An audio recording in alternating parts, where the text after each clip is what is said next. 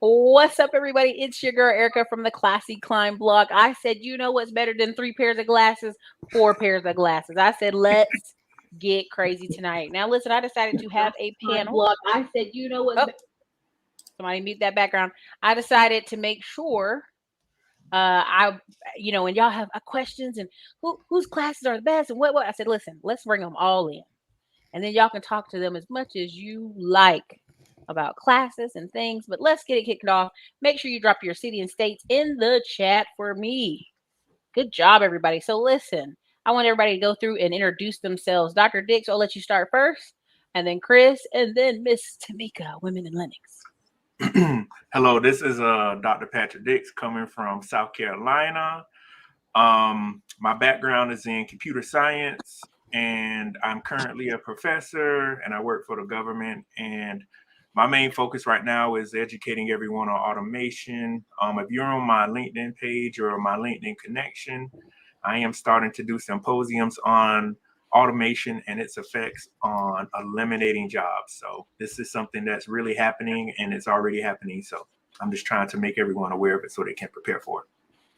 All right. So listen. Next is Chris, because Kimmoy didn't get the memo. We all putting the glasses on tonight. Where your glasses? That's what I said.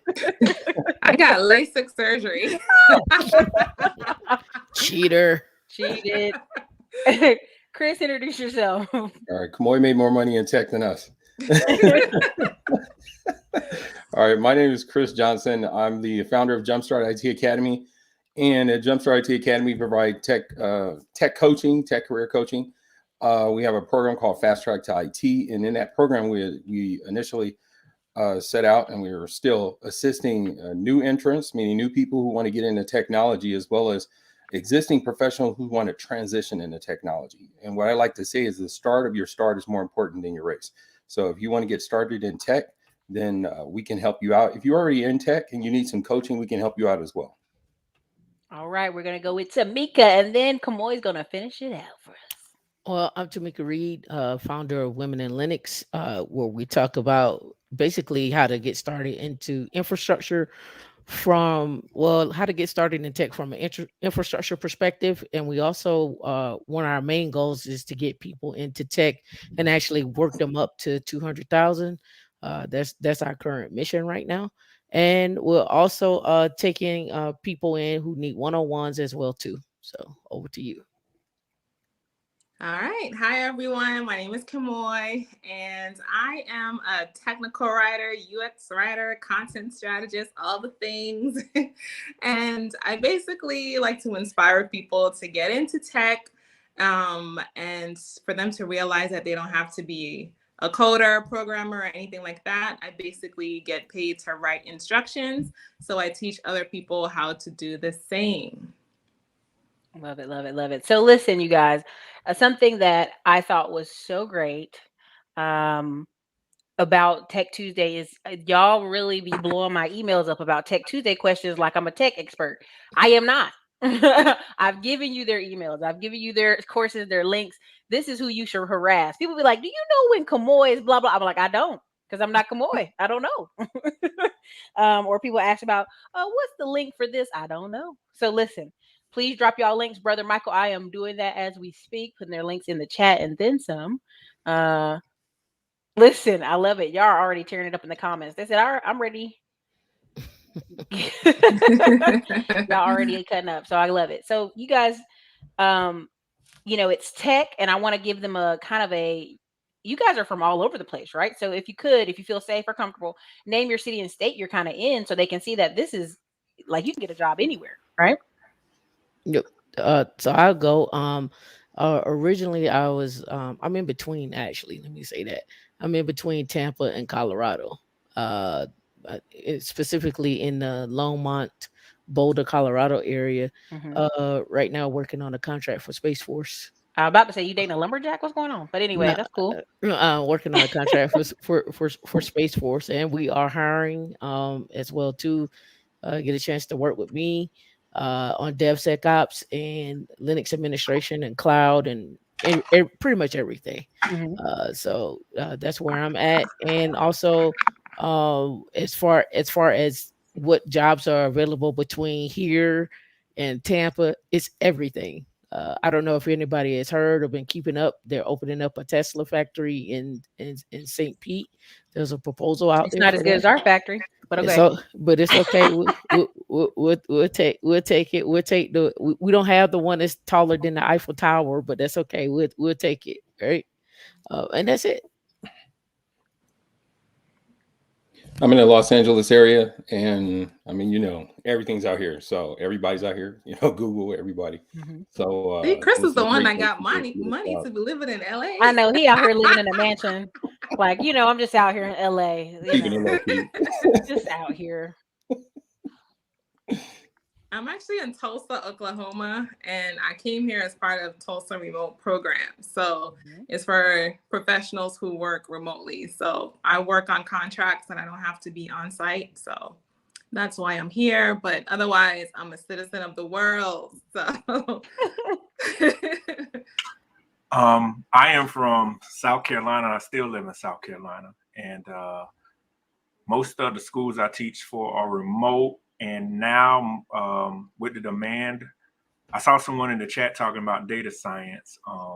I'll go more into that, but I am actually teaching everyone's replacement over here with the immigration service. Many of these students, they're flying me all over the United States for a weekend, paying me money just to teach students. So yeah. And Cameron Lee's supposed to come in too, and he's a data scientist, so probably some lot. Yeah, so it's a lot going on that I will go into once it's my time to talk and enlighten everybody about it. For sure. So part of why I've asked you guys where you were at, because people are like, oh, where I'm at, there's just no jobs. I'm like, that's the whole point. It is literally, you can do this internet anywhere. Kimmoy, I always use Kimmoy as an example. She was living international super spy in Mexico forever. And then, these jobs are not, they're borderless to some degree. If you got your laptop, remote work. And so there's a lot of people that ask these questions all the time about pay and how to get started. But sorry, hold on, click this button. My backdrop here. But since it's been a minute, let us get a feel for the landscape. What's the future of tech right now? People are worried about recession. They worried about, is these jobs paying? And I tell them every day, but they're like, Ericka, you don't know. You're not in tech, which has made me stubborn and take master IT's class because I want to just be like, I got my certs. I ain't got no job, but I just want to show I got a certs. But before we go there, Mr. Kaylee, could you, with the classy money, I like that. But anyway, can you tell them where you're at? Yeah, what city, state? Mm-hmm. I'm located in Brooklyn, New York. Probably Ah. the most expensive city in America right now. Wait, you and Chris, it's a tie. I don't know. He's out there in LA living Gucci on the rooftops with his Porsche. So I asked everybody, the question I asked them is, what's the future of tech right now? People are worried in the economy. A lot of times people ask me, I don't know if I should switch jobs. How hard is it? What's the kind of future landscape you see right now for tech? Would you like me to answer that? You know what? Go ahead. We'll start the rotation off from there, I guess. Yeah. Go ahead. Okay, sure. So what I'm noticing for a lot of companies is that there is a maturity path in terms of technical capability to not only get value from all of their investment in a lot of these different softwares and people and talent they're investing in. Right now, a lot of companies are having trouble with systemizing a lot of those infrastructures. So definitely the next horizon is going to be around robotic process automation, around these different setups when it comes to, say, data engineering, also in terms of data strategy and understanding how to navigate that world of managing different product management life cycles, marketing, different things of that sort, as well as just the synthesis of that actual analysis around what it is the company is doing quarter over quarter in terms of its revenue growth and how they're able to go to market. So those are the biggest things that I'm seeing right now in tech and the growth curve. So you guys are putting together Skynet, is what I heard.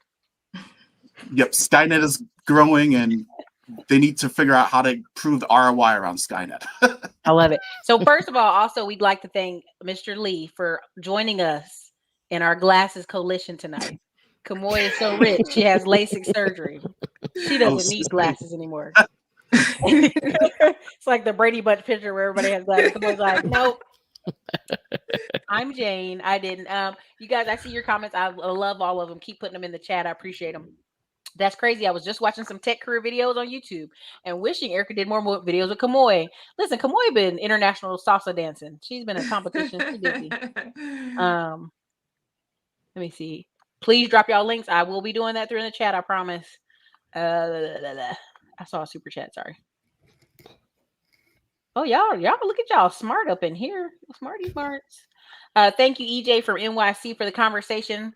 Thank you, Financial Hawks. Been looking forward to this stream, ready to get this knowledge game tonight. Now, Cameron said, listen, it's the robotics. Kimmoy, what are you seeing as the future of tech right now? So for me, my most recent contracts are with customer-focused companies. So with Best Buy, for example, people buy electronics and all the good stuff online, e-commerce space, AT&T, people buy cell phones, internet, that sort of thing. So in my world, I want you guys to Google user experience. So a lot of companies are focused on creating specific user experiences. They want customers to engage with their products and services. They want to design a specific path that customers take, a specific shopping journey, trying out new technologies. For example, I've been working on the augmented reality experience in the Best Buy app. So when you purchase a refrigerator or a TV, you want to see what it looks like in your home, you can use the app for that. So it's all about creating a specific user experience. And for that reason, a lot of companies are hiring user experience designers, user experience writers. So that's more of what I'm seeing. I thought I would be seeing a little bit more stuff around metaverse and all of that, but not yet, at least for the work that I'm doing. Right. And Dr. Dix, you said you're flying around there. So what are you're flying to different places. You're teaching tech. Explain to me what you're doing. Talk to me, Dr. Dix. Well, there are universities all over the United States, and we have immigrants. They already have undergraduate degrees. To meet their immigration status, 1 quarter, 3-4 quarters a year, they have to have an in-person class. So I flew to Detroit in January for 2 days, and taught a class there. And I've already been booked to go to Surprise, Arizona, and I have to go back to Detroit.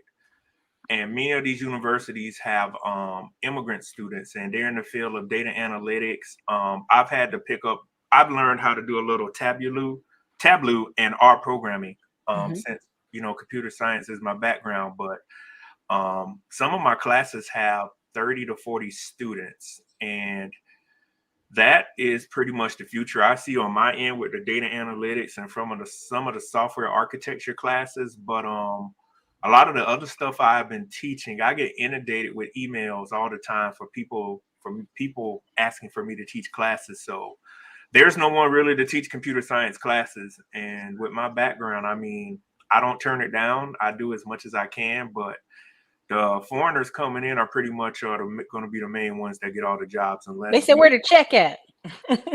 Yeah, where the checks at? Yeah, so that's that's a big part of it with the analytics side of it. That's mainly what the school told me. They had a 2-year backlog.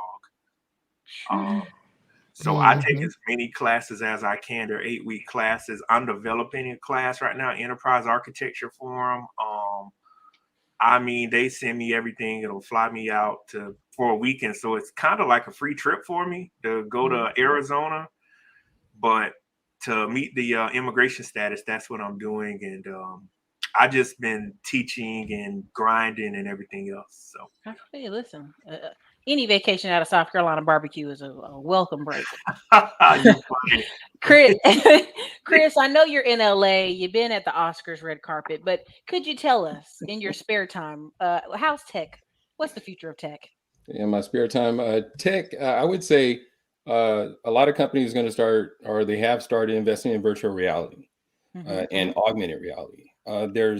They're creating also robotics in terms of creating interfaces between the brain, like brain waves and things of that nature. And in terms of virtual reality, people are getting into NFTs, getting the blockchain, and they're getting into the cryptocurrencies, which are the elements that create some of that stuff. And so what I want the new people or the new tech people to look at is not to get inundated with all the information, which can be really complex, but to just start looking at the function of what it does and start looking at the industries, because the industries are going to have different functions for all this technology. For example, the health industry won't use virtual reality the same way another company would use it, such as the automation industry.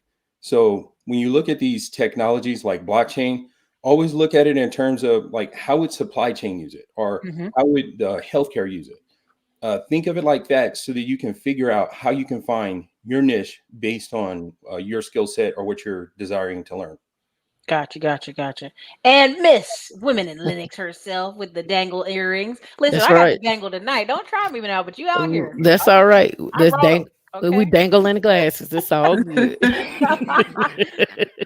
All right. So what I see, I agree with Chris with blockchain, but I also let's talk about Web3.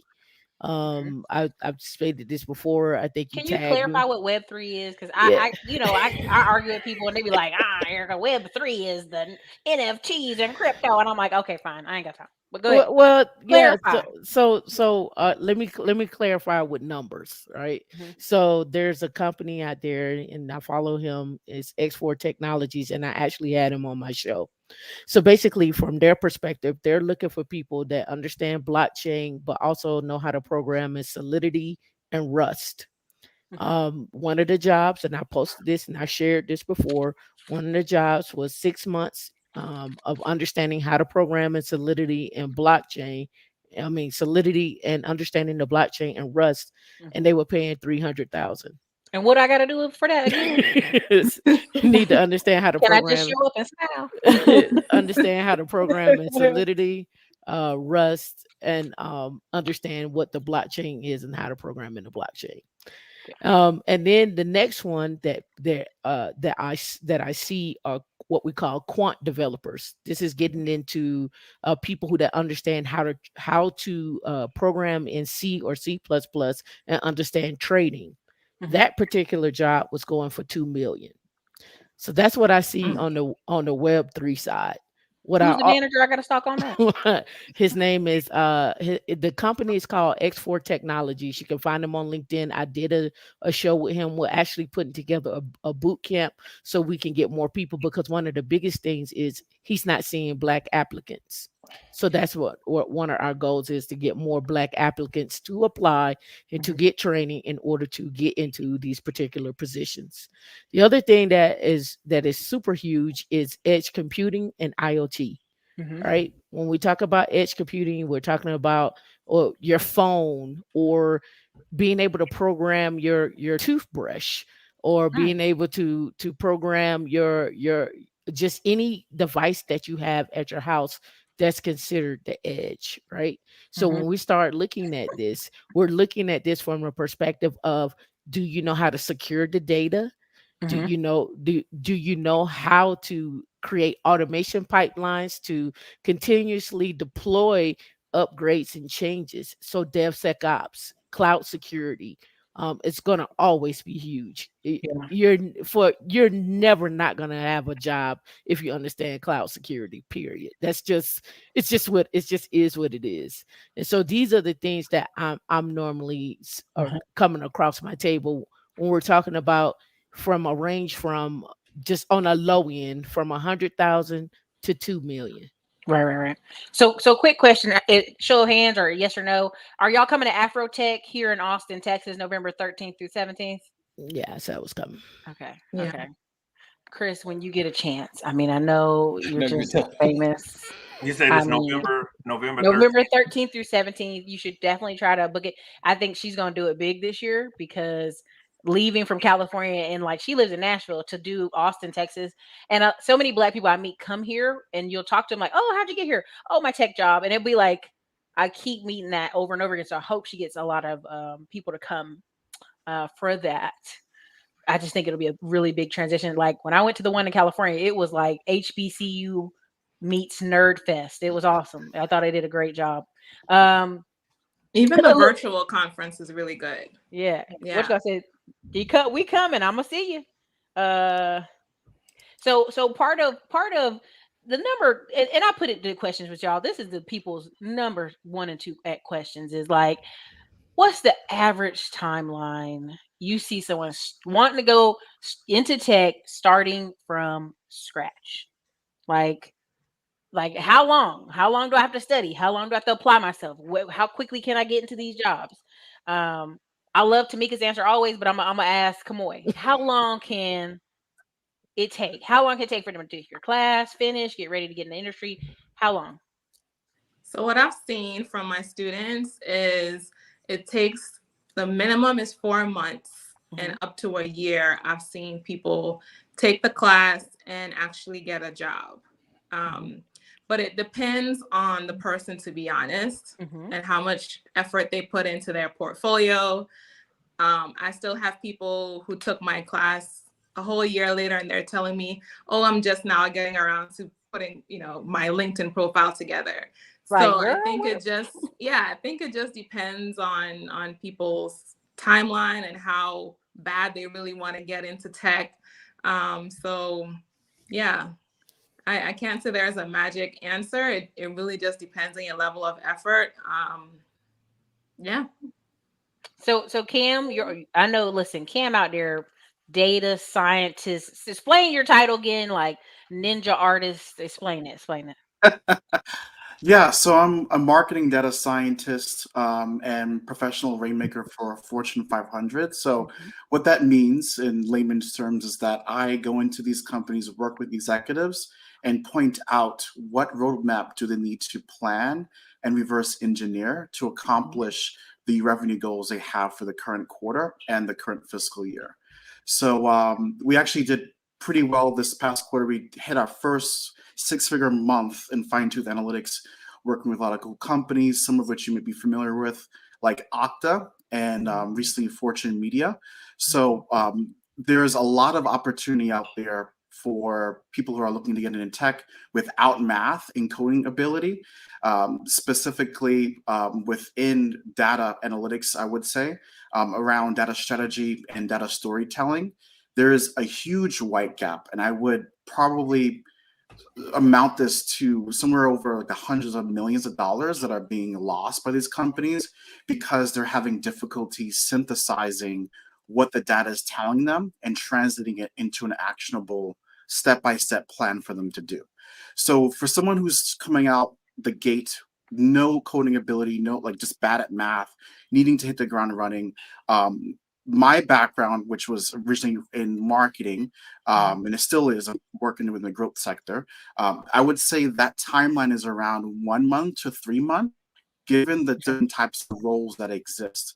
One job title that is a really good way to hit the ground running is called a marketing operations manager or a marketing operations coordinator, I would say, to hit the ground running. This person is in charge of managing technology within the marketing team. They are understanding the different configurations and how those enable the marketers who are managing ads to be able to get those going. They're also doing a lot of admin and just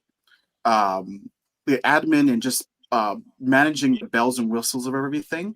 It's really good to hit the ground running after an internship and also just having cool skills around tools like Zapier and lead pages as a very basic level. So the sky's the limit, really. And when you add in those certifications, the service salaries are north of like 150 plus. It's so funny because when I literally talk about people like, oh, Ericka, you're making that up. That's not the price. I'm like, y'all, I live here in Austin. Like, literally, I meet people every day who are like, yeah, they just pay me 185. It's not really. I'm like, 185. Like, that's a big number, right? So, so starting from scratch, Dr. Dix, what are you seeing? Starting from scratch, what are you seeing down there? It depends on what you really want to do. It could take you 24 to 36 months.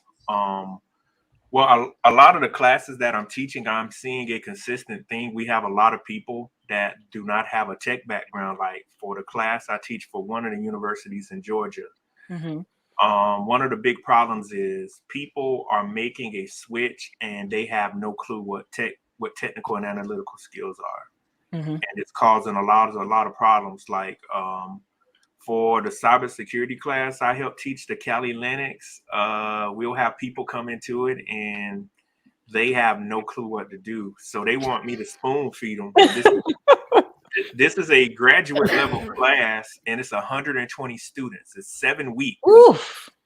Yeah, we have 120 students. So it's at Kennesaw State. That's the school. If y'all ever heard of Mhm. Kennesaw State, It used to be at Kennesaw College. I used to live out there.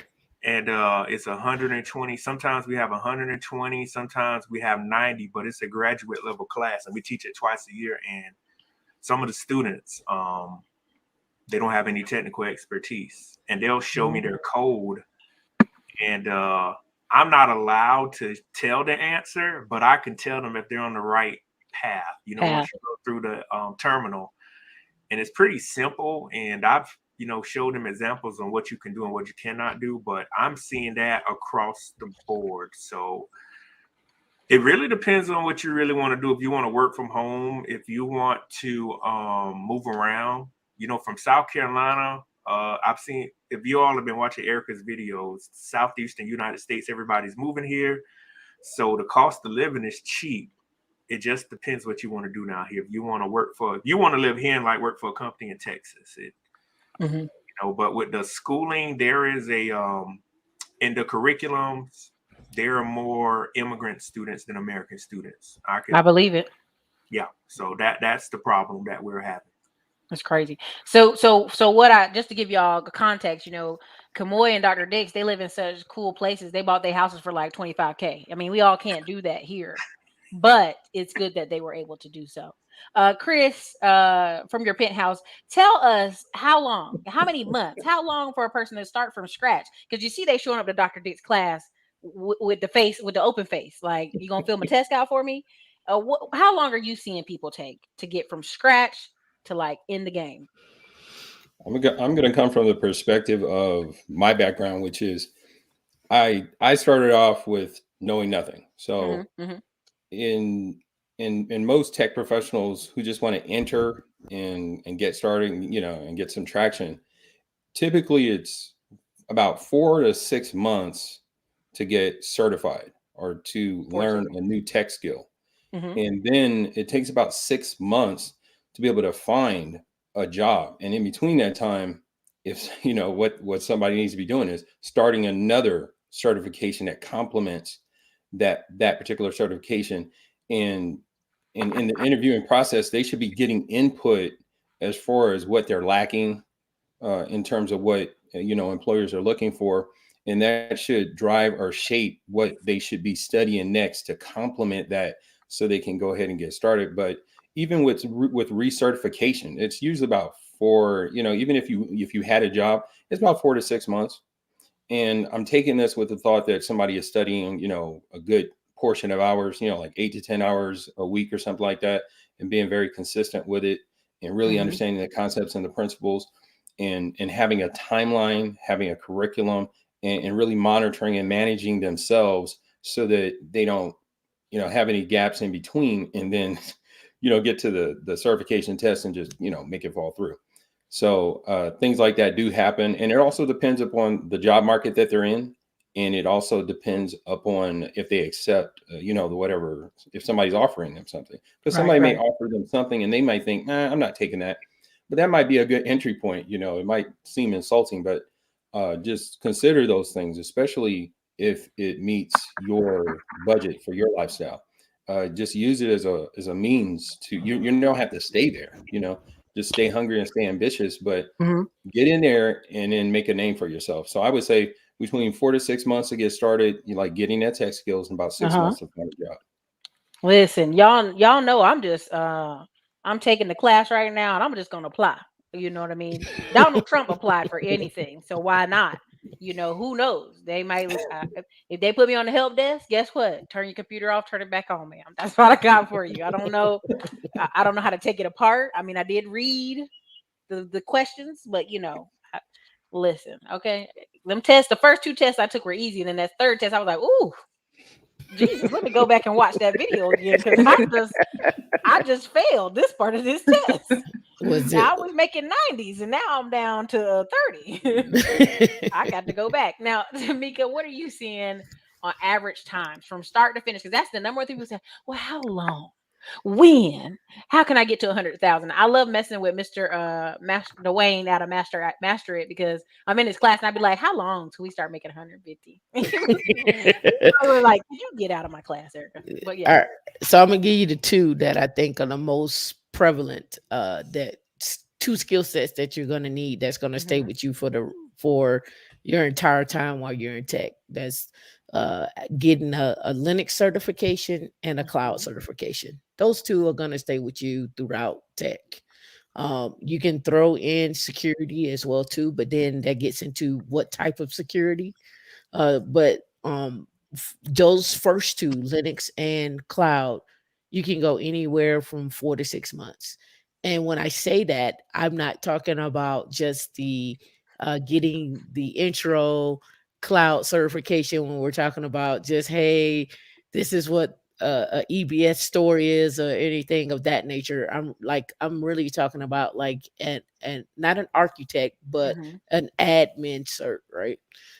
Those two are going to take you, that'll get you in the door. Linux will get you in the door and the cloud will get you in the door. But if you want to combine those two together, those two certs together, you're looking.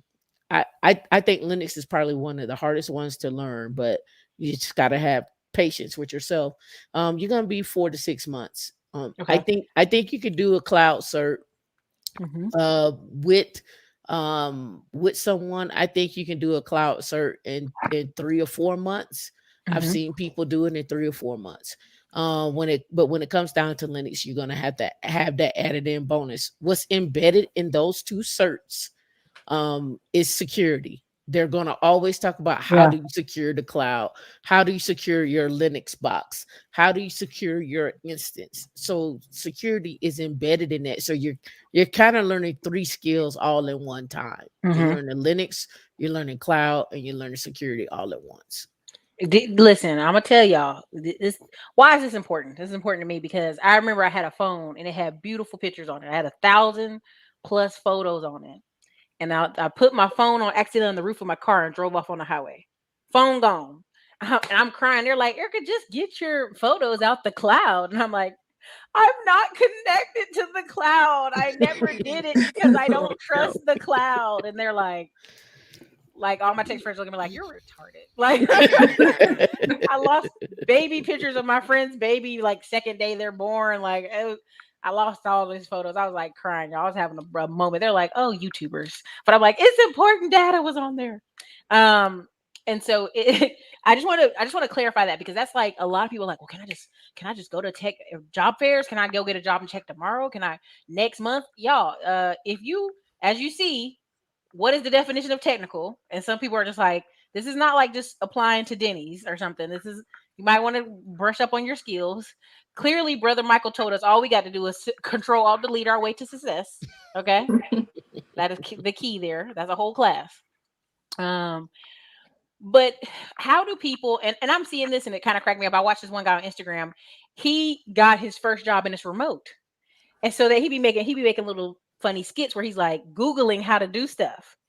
If someone had their first tech job, is your recommendation to go into work or if it's remote, take the remote?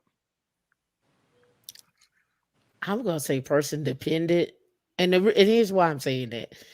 Um, for for for someone that may be an introvert, you might want to go in so you can get a chance to get to know people and then transition back into being remote. Hmm. If you're an extrovert, it doesn't matter because you're gonna talk to people, you're gonna get to know people, you're Against their gonna will. yeah, you're just gonna have that in you to do that. Hmm. So that's how I look at it. A lot of companies are saying, hey, you can be hybrid. Some companies are saying, hey, we need you in the office regardless, right? But just because you go in the office doesn't necessarily mean that you're going to talk to people. You got to make an effort Mhm. to find out what the project is doing, what the end goal is, what is the big problem that they're trying to solve, and then break it down into small modular steps and understand what your role is and what your team role is as well, so you can move the needle. We People want results. They really don't care about all this other stuff that Mhm. goes on. They want results. Can you, if I ask you to do this, can you do it? What all do you need to be empowered to do it? And how long is it going to take? That's it. Right. Mhm. So I'm trying to figure it because, like, I see Chris and I see Cam. Your jobs are more, you have to come inside because you're dealing with people's data or like important information, or am I wrong? Cam or Chris? Cam, you're muted. You muted yourself, baby. Come on. My bad. I know I'm supposed to be the tech person, right? Uh, um, so I'm fully remote. I do not go into an office at all whatsoever. If I need to, I'm definitely open to it. I would echo what Tam was saying regards to really taking that baton, bring it to the finish line with regards to that project and making sure that the team gets the ROI. That's what they want to see, the Mhm. results. You as the person, depending on your role, because there are people who are coding monkeys, they're just in a corner coding all day versus those Oh, who interact and actually get stuff done in terms of communication. There's nothing wrong with those different lanes, but the lane I'm in, I have to communicate and I have to interact quite often. So for me, regardless whether they're remote or in person, like for you to know how to have interactions where you can overcome issues, like know how to problem solve. That ability is very important. Knowing how to deal with different personalities, that's also super important. very important. I would also emphasize knowing how to communicate effectively in terms of building relationships. That's also like the top. That's what will Yeah. let you get into the next level, be able to work for yourself, manage a book of clients, things of that sort. Because tech, as much we like to think of it as you're remote and we can work on a beach, what have you, it's still a very people-driven industry, as everything is. So that's kind of where I would leave it. Like focus on those soft skills, communication. If you need to take a Toastmasters class to learn how to present better, that will definitely help. Those are the sorts of things that I find typically translate into upgrades in your career and newer roles. Leaders typically have those skill sets because they know how to create influence. Like typically Mhm. you see those in C grade students because they know how to build rapport. So Right. I would say if you can manage both, you would be golden. And that's where the bag is. Y'all think I'm joking? I'm about to get this job and not know nothing. Come to work, be like, "Hey, how you doing, That's friend? there. How you doing?" Just gonna look over your shoulder, find out what I'm doing. All right, there we go, and let's go. Chris, talk to me. I know LA is a different animal. So do you go into work? Or I mean, and really this question is for somebody who's their first tech job. And the reason why is someone had asked, well, Kimmoy's if Kimmoy, they were asking about Kimmoy's tech writing class. They're like, is it all remote? Like, how will I learn? And I'm like, I'm trying to get that expansion on that kind of conversation. So, Chris, if someone is their first tech job, should they go into work? Should they, if it's a remote position, what should they do? Just take the remote position or what? I would say it depends on the function of the Mhm. technology that they're using. But I agree with the panel in that you're gonna need to make those relationships work. Typically, in my experience, it hasn't been technology that has caused people to implode and destroy their Ah. career. Usually, it's a character flaw or Mhm. it's something to do with relationships. Mhm. And I'm glad that that gentleman just brought it up, because a lot of people go into tech and they just see technology, but what Mhm. happens is that's a book. You can read that book. There's so Yeah. many people who can read that book. There's people who had way more certifications than me.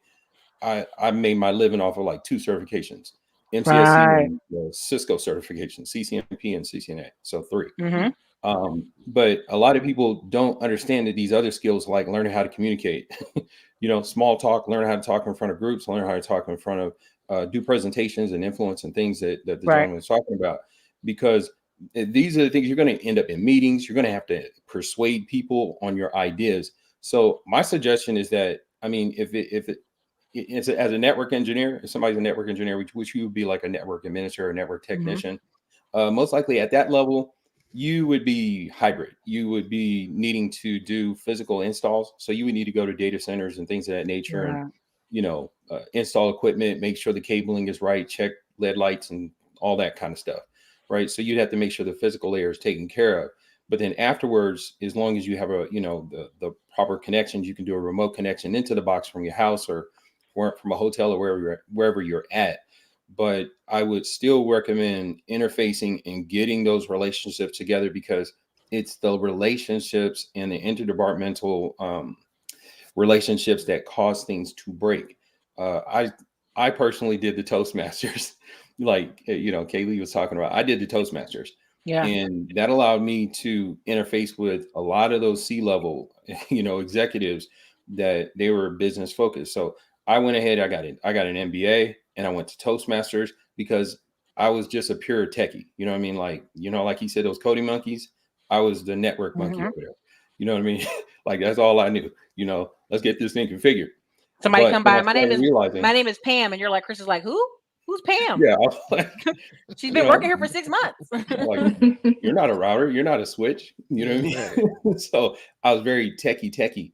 And then as I started growing and developing and getting promoted and getting to a very high level, I realized that, even though I had the opportunity to, I would work for 8 hours and I had my maintenance windows, from like Mhm. 12 to 3 o'clock in the morning. But I would always make it a priority to go in and interface and let Mhm. people see my face, because that makes projects go well. Because when you end up in these meetings and it starts getting confrontational, you want other people to know your intent. And if they already know you, then they can already know that if you use a high vocal tone, you know what I mean, or your face gets, frowned up, they know, oh, okay, they this person is just Miss passionate Reed's about not the playing today. project. They're not passionate about being mad at me. So Uh-huh. it causes people not to take things personal. And that's very important, because you might piss off the wrong person on the wrong day, and it's going to be the right day for them to get rid of you. So that's my So thoughts. part of why I brought that up, y'all, and it's very good points about people and social personalities. My friend was like the manager over some particular department in Samsung, like the highest paid woman there, but she was an extreme introvert. And so she's in a meeting and like it's getting heated, it's getting hot. They like, and another manager just calls on her out of the blue to stand up and talk. It was like she literally said by the time she was done talking, she started to cry because she's like, this isn't even my department's issue. Like y'all done picked on me to come in here and do this. And this, so you got to realize like there are people who like, we joke about people not having social skills, but my girl Season was struggling. She was on the struggle bus with the social skills. And so having to like, she's super introverted, to have to be called on, be able to talk in front of people, being able to present, like that was a struggle for her. And so in her manager role, they were like, well, you might as well welcome to the board, baby. You're gonna have to present more than you think. So it's just one of those things. So Yeah.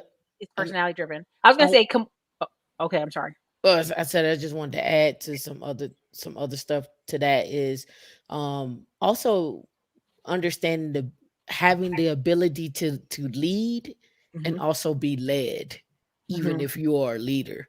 Yeah. That's Mhm. super important, because when you're having conversations with people, people want to know if you're able to take feedback and understand how to take that feedback and make it something that has an ROI as Hmm. well.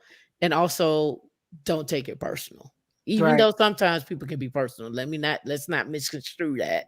Some people can be personal, but you gotta know how to navigate that.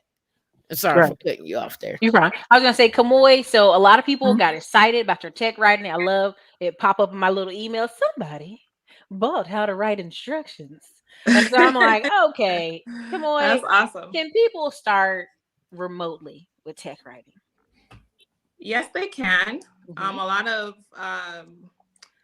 departments that have content strategists or UX writers, they're typically remote. Mhm. And I am 100% introvert. So for me, being remote is, heaven for me. What I will say, You do well though. When we hung out in DC, you did very well. You thank you, did a thank good you. job. What I will say though is if you do decide that you want to work remote, number one, do not lead with that when you're searching for a job or when you're Okay. interviewing, because nobody cares that you want to work remote, right? It's Mhm. all about your skills and are you a good fit for the company? And is the company a good fit for you? So I would say focus more on that, because even though I'm very much an introvert, I have a lot of meetings for my contract. So and some teams like to be on camera, some don't. And the thing is, you have to know how to advocate for your skills and advocate for yourself, I believe that. especially for those, for us with melanin in our skin, those that look like us. Mhm. We want to make sure that people know our skill set. So even though I'm an introvert, my reputation is out there that I'm good at what I do and I know how to get things done. So even though I might not be on camera as much, my reputation precedes me. So I would Awesome. say that. And then in terms of, again, working remotely, can you minimize distractions? Because I find Mm. that people tend to be doing all the things, doing housework, doing Vacuuming. social media, all these things. Can you stay focused? Mhm. Do you know the importance of your role? Do you know what your deliverables are? Do you know what's expected of you? Do you know who you need to work with? And these are some of the things that I mentioned in my course is like, Mhm. this is what your team looks like. This is who you go to for specific things. Like pay attention to that. Get familiar with the deliverables. What kind of work are you expected to deliver, so that when you are in meetings, you could ask questions about it. You can be engaged. You have a sense of focus. So to me, that's probably more important when it comes to working, whether you're on site or remote. And for technical writing, like the long form technical writing like super complicated documents, specs, that sort of thing. Back in like 2019 or 2018, I used to go into the office twice a Mhm. week because we were working on regulations. And trust me, you do not want to be reading regulations at home alone. Oof. Okay. So if you had the opportunity to go in the office Chris laughing because I'm like, and sound like you fall asleep reading that. you will fall asleep. So what we would do is we would have editing sessions in person and actually print out the documents and go through them together. But in the world of like user experience writing, it's shorter copy. So it's like the text that you see on apps and websites and stuff. So it's easier to do at home and on your own. It's a lot more fun to collaborate that way. So it's remote friendly. But if you happen to get into a role that's more technical and you're dealing with a lot of reading and writing and editing, you might want to go into the office, if for anything, just to use their printer, so yeah, that's my take on it. Gotcha, gotcha. So, Dr. Dix, now you got people wanting to be spoon fed in your class. They're gonna have to show up. Like they on the struggle bus already. They're gonna have to show up to the office and read with the screen enlarged already. Um, that is very true. I have to be an extrovert, teaching thousands of students. So I used to be an introvert. One of the biggest things is, what the panel was saying, soft skills. A lot of people feel at writing a simple email. Mm. And those skills, yes, Welcome to my you'll life. be I'm gonna give you chopped up emails. You already know.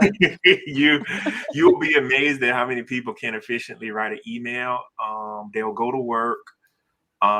People at work pretty much know who the introverts are. Mhm. And if you don't attend any of the events or whatnot, I mean, in this day and time, you're not going to make it like that. I think for someone just getting into the field, it's best you go in until you get an understanding of till how things go. If you have terrible organizational skills, if you can't keep your house clean, you don't need to work from home. Hey now, hey. Woo! No, that's not. I have a Um, friend, her husband's office scared. I'm like, how do you work in there? It's giving me anxiety. He's like, that's why I went back to the office. I'm like, well, you might want to clean up before you leave now. Um, it's just organizational skills. Are you good? Oh, one key a thing. dedicated office, dedicated Yeah, space to work. time management skills. There's 24 hours in a day. Are you good at time management? Because a lot of people work from home, don't have, some people don't, so they'll party the night before. Just think about it. If the local bar is downtown, you're like, oh man, I don't have to be to work to 7, and you have something important to do. A lot of people mess up with the work from home. No time management, no organizational skills. If you don't have good accountability in yourself, working from home is not good. Yeah. You have to be accountable. So that's how I look at it. But for someone just starting off, as the panel was saying, you need to go in and learn and see what's going on. So your manager needs to know your work routine. So they'll say, oh, I know the work will get done. Don't worry about it. Versus, we don't know what you're going to do. So, we got to watch you a little bit. So my advice is, if you're just getting into the field, you need to hang around some people and learn how everything goes, because as we always say, promotions don't happen at work. They happen at the golf course at somebody's house. Yeah. Yeah, And I was over drinks. there you yeah, go. The crazy part is I have a friend who it was November at Dale, and then it was December, Christmas, and it was slow. Nobody was responding and they slack. Then one manager, they had two PMs over top of their little group of people. One of them got sick, one project manager got sick. Then the next week, the other one got sick with supposedly with the vid, both of them. And he said, Ericka, it's been 2 months. I really ain't been doing no work. I said, you ain't figured out somebody to message or call or it sounds like you about to get fired, brother. I don't know if you need to just be chilling like this. This is too comfortable. So, I think I think unfortunately a lot of these companies did not learn during the pandemic how to manage people, how yeah. to make sure people are on task. Because people be doing what they want to do. Okay, so here's my other question I had, because I know y'all live exciting lives. What classes or trainings are you offering, and kind of like who do you think they're for, right? And I'll kick it off with Mr. Chris out there in Las Vegas, mindset genius. So I offer the fast track to IT. I call it an online mentoring program, because essentially what I'm targeting is new entrants, people who, because when I have my coaching calls, I ask one of the question I ask, do you have any experience in tech? When I hear no, that's you. So fast track to IT is for you when you say, no, I don't have no tech experience. Because it's like Dr. Dix was saying, it takes a lot of time it seems simple to the new person, like all I just know and do is ask this question. But these questions can be answered in another way without, dragging everybody with you. So the fast track to IT, it gives you that, what I call the foundation to tech, which gives you the experience with the industry to understand the different functions, the different jobs, the different roles. You just get an understanding of how these people view technology, what is it like working in the tech field. So what I do is, even though I'm introducing you to introductory roles that you can be in, I sort of give you my experience, because I've had most of these hats. I've been a system administrator, I've been a technician, I've been a field engineer, I've been a network administrator, a network engineer. I've been an A+ tech. I've been all those basic roles, help desk, all that stuff, desktop support. I've done it. And that's pretty much the entry point for tech. And I sort of give you my lens on what are the expectations for these roles and what would be expected of you when you're interacting with other higher level players like architects and engineers, how they view you, especially if you're not asking questions or you don't show any ambition. And then, one day you want to flood them with 20 questions, but the whole year you weren't really talking, and they that ain't rolling like that. That is not gonna work. It's not going to work like that. So you need to already, as we were saying, build those relationships and things of that nature. So, I show people how to start from scratch and how to shape and basically formulate their own tech career and manage that tech career. The reason I created that program like that is because I started off eating syrup sandwiches and I was in the military. I didn't have a lot of money. So I had to do everything from my dorm room with no money. So I show you this is how you can live in tech and keep recreating yourself without a large budget. So I'm teaching you how to fish. So it it'll help you so that when you don't have a lot of money, you need to re-up and recertify, then you already know how to take scraps out the kitchen and make something out of it. And that's essentially because you might get to the point where you can pop down $20,000, but what if, I went through a bankruptcy? There was no $20,000 there. Well, I already knew how to re-up myself. So I got a CCNA and a CCNP. Bam, I was back in the game, $7,500, $100,000. So that's what I want people to understand, because your life, you're going to have ups and downs. And how do you overcome that, especially in the tech field where it's a lot of hours that it takes to be able to learn this information and stay sharp and stay focused. But you might want to do other things in your life. Like I went into real estate investment and, I lost my shirt and everything. Right. But I was able to. But you had a high skill. You could get back in there. Yeah, I can get back. I rebuilt my life. It was no problem. It was rough, but I can rebuild my life because I had that much confidence in knowing I can start from scratch again and I can build this thing back up. Gotcha. I love it. I love it. So, Miss. Well, wait. I'll let the ladies be last. Gentlemen first. Cam, what are some things you're offering, and how can you help people get in the tech? Because I'm gonna tell y'all in the end what I think is happening. But go ahead. Yes. So, as I mentioned, I'm a data scientist, so a lot of my work is focused on math and coding ability.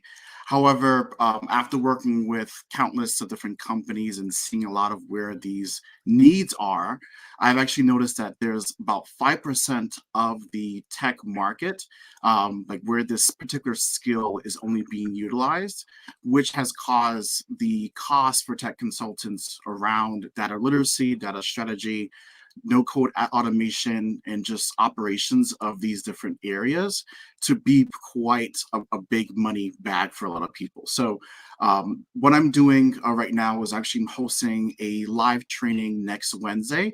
We're going to be going deep into how to break into tech, teaching you how to basically fish without using math or coding skills. Obviously, as you spend more time developing, those skills are important. But just to get your foot in that world, learning how to be a tech consultant, utilizing data storytelling, no code automation, robotic process automation, and even some AI aspects without needing to actually do Python scripting. I'm going to be diving deep into that and just showing you how to hit the ground running, get in the bag, and providing a lot of value to these corporate executives who need to know how to reverse engineer the revenue that they're trying to create. So it's going to be pretty simple, basic kindergarten level of math and required to basically get through that. And I'm all about just, abundance mindset. Like for me, Abundance vortex. yes, Abundance Vertex. For me, shameless plug, like last year, I was actually featured in Data Science for Dummies. Hold it on up. by Hold that Wiley. book up. Hold on, wait. There we Hold go. on, wait. There we go. I'm gonna hook you up. Hold on. On page. Hold that book wait up for it. again. Hold it up again. There we go. There we go. Data Science for Everybody. Dummies by Wiley. And actually on page 361, you see my name right there, Cam Lee. So When you come to the boat party this year, I'm gonna need you to sign a signature copy. Yes, definitely. But the reason why I'm showing you that is because my background, I came through a lot of different things, battling like homelessness in one part, dealing with a lot of just different struggles, and coming from a marketing background where I did not have a lot of coding ability, I broke through a lot of that to really get to where I'm at now, being a data scientist that is leading these corporate executives, working with CMOs and CFOs and influencing their revenue decisions has been amazing. And I love it.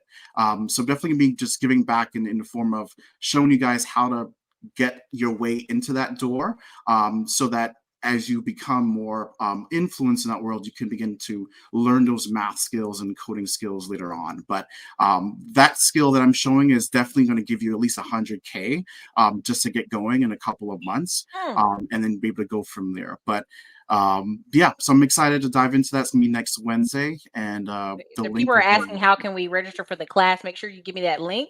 Yeah. We will put it in the description, we'll update the description, everybody's classes, and I'll tag it to the pin it to the top comment. I also will email our 15,000, I think it's 16,000 now, email list, everybody's information, and I will be posting this over and over again, chopping up bits and pieces of it. But please, you guys, make sure you guys give me anything you want me to do. Also, he has a link on his, if you guys see it, I'll take the comments off for a second. At the bottom right here, his bit.ly, classy money. Listen, if anything got classy in it, I'm already like, that's what I'm talking about, baby. I can't trademark nothing because everybody keep using it, but I'm like, classy money. Put it up there. If you guys don't know, this year I actually get to speak on stage in Panama International on economics. So I've officially transitioned over from talking about YouTube and everything else. Now I get to talk about economics. I'm very excited. So super fun. So Dr. Dix, I want to make a joke, but I'm gonna stop. Got the calendar up there. Yeah. How can people reach you? What are you talking to them about? Talking about that automation. They about to have no job. They about to be South Yeah, Carolina that's what I looking focus. sad. Well, yeah, that's what I focus on. Trying to help people avoid automation because it's coming from blue collar and white collar jobs. So I went to Phoenix in December and talked to some people about it. They had no clue what it was. And we're doing a big symposium over here. I'm talking to the local community. So with the education side of me teaching school and automation, I try to help people pick careers to where it can't be automated. And regardless of what position or job you're in, it has the perplexity to automate. It can be automated. And I don't think a lot of I don't think a lot of people realize how serious this is, especially for unskilled workers. You know, the McDonald's and a lot of places have kiosks. In California, they have the delivery robots bringing groceries to people's houses. Yeah. And a lot of people think, oh, that's so cute. No, that's eliminating people's. I'm like, nothing cute about that. But on the hindsight, it takes somebody that can become a subject matter expert and program that stuff to work. That's the focal part of getting behind it. Of course, in a grocery store, it may eliminate 20 jobs, but somebody has to maintain that software. Yes, AI can help program some things, but it still has to be someone that can QA it and develop that code. So that's where someone else could come in on the end. And with data analytics, I tell a lot of people, data analytics, there are a lot of people, when you look at the terabytes of data for the pandemic, there are people that don't even know what the data is reading. So that's one of the main fields I tell a lot of people to go into. Data analytics. I just taught a class, SPSS, and they have Tableau, they have R. I mentioned that earlier. So analyzing data is the future. You can make a lot of money. It's been psychologically proven. People do not want to think for themselves. If you can tell people what to do, they will pay you a lot of money. I'm dead Stop serious. telling my business. Stop telling my business. Okay, like I gotta keep making money for another couple of years. If you tell people to go down the road and go left, and 100 people are doing it and saying, "Hey, they told us to go this way," and Elon Musk came up with the boring job concept. There are going to be jobs in the future, and there are going to be processes to where they're going to just be people with nothing to do. But I focus on trying to help people navigate that.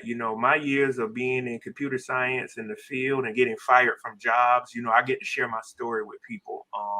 It wasn't always as glamorous as it was now. So I just try to help people, everybody has a story. So I'm trying to help everybody out. And that's what I focus on, trying to help people avoid automation.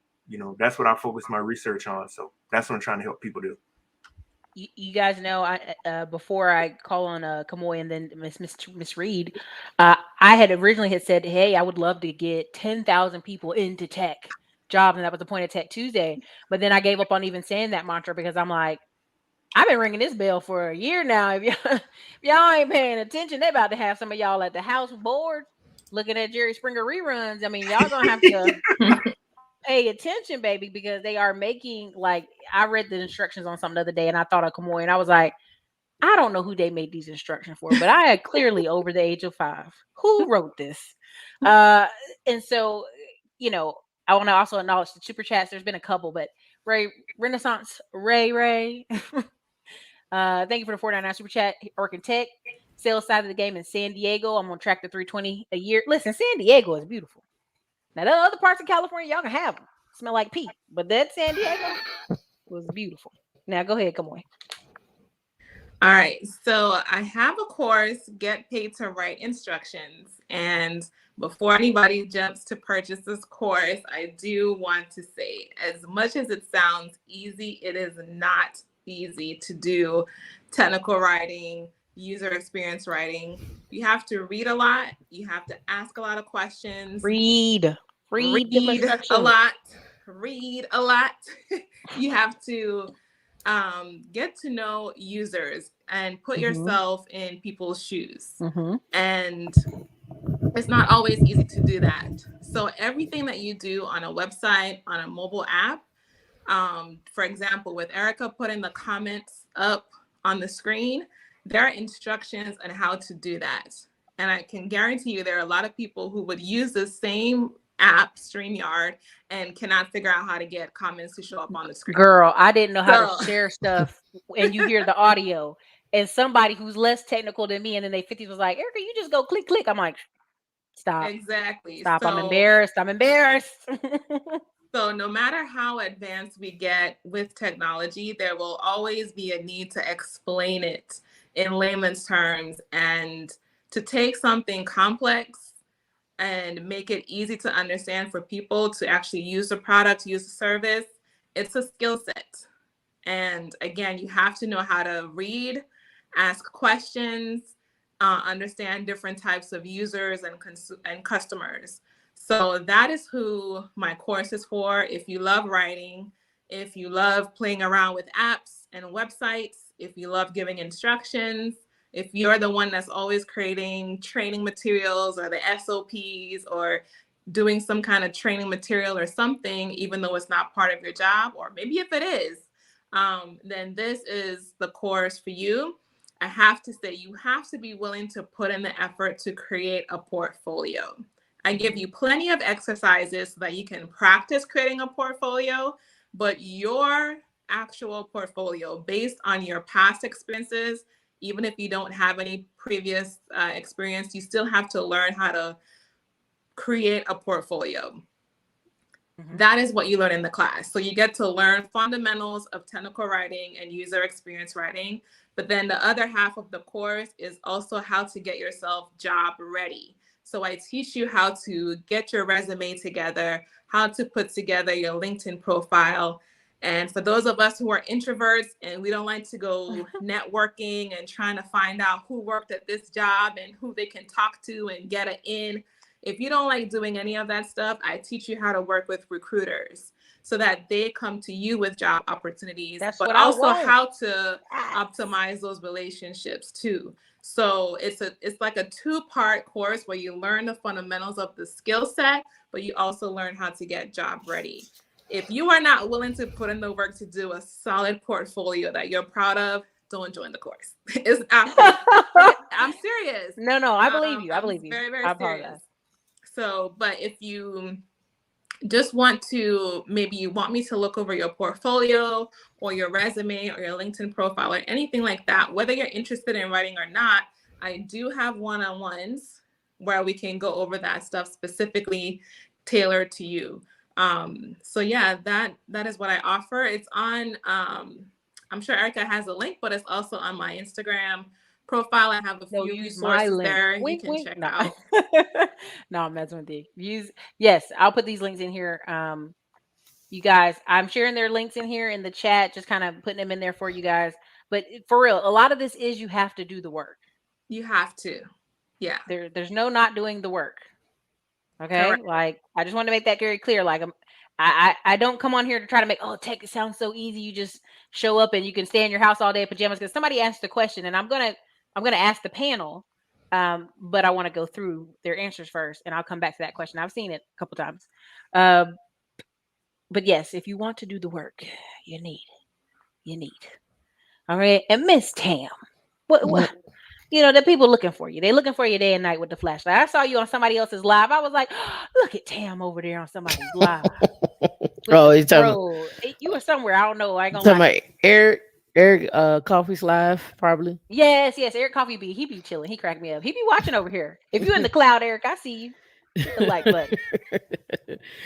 So I teach Red Hat Linux RHCSA. The reason for RHCSA because I find they have a larger part of the market share. When you start getting into maybe Kubernetes, you'll start getting into Ubuntu, but those are the major two that most production systems are deployed on as far as Linux goes.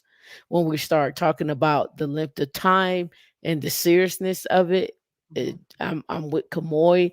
It is not for the faint of heart. I'm not gonna tell you like, oh my goodness, you're gonna go home and read a book and go take the exam tomorrow. That's not how that works. You're gonna have to put in some time. It's broken up into two parts: the 124 and the 134. It is actually hosted by IBM because IBM bought Red Hat for 34 billion. Uh, so 34 billion. Not 34 million. yep, Not 34 trillion. yep, But billion. yep. And so they have a large part of the market share. If you want to know who runs Red Hat, Boeing, Toyota, BMW, any of your major airlines run Red Hat. So I focus on that. It's a good I call it the gateway drug. Once you start getting one certification and start learning Linux, it's just a trickle effect because you're going to start understanding security. You're going to start learning about containers, and you're going to start learning about microservices and the cloud, and it all boils down to DevSecOps, which goes across so many different platforms. And when I say that, I mean when you're looking at how to deploy applications to a satellite or how to deploy applications to the end user while you're driving your car. That's what we're talking about. We're talking about how do I get this new interface out? How do I get this new application out to you? So I just want you to be aware. It's not. I'm not saying it's not unattainable, but you're gonna have to put in some work. Okay. Awesome. Awesome. And they can join you at Women's in Linux. Yep, they can join me at Women in Linux. We have a Slack group. We have I think we're up to 3,500 people in our Slack Mhm. group. We meet every Wednesday from 7 to 9. And I also, I think the other thing that we didn't talk about tonight is we make all this money in tech, but we do nothing with it. So I talk about Wait a investing. minute. I had 3 questions on the back end. My last three. I know I we have told y'all we have hour, but invested. I I'm just trying to saying dunk we just on me. no, we just don't do nothing with it. I'm just it gets under my skin. So go ahead though. I'm done. Okay. So my last 3 questions, since I'm gonna make that the last one since she done messed it up. So I had one about the one that get on my nerves. I'm gonna wait. I'm gonna wait a second. But the one that's a hot topic is, what do y'all think about people basically snitching? They saying they working 2 jobs, 3 jobs. They getting 300, 400,000 a year because they're working remote. They got a camera. It's a whole thing on. They done did a whole show on it. What are y'all thoughts on people who are doing that? You know what I mean? They're taking more than one job because, technically they can or they have the skill, right? Thoughts More on that? power to them. More power Well, to them. Here it is. Here's the Ruben.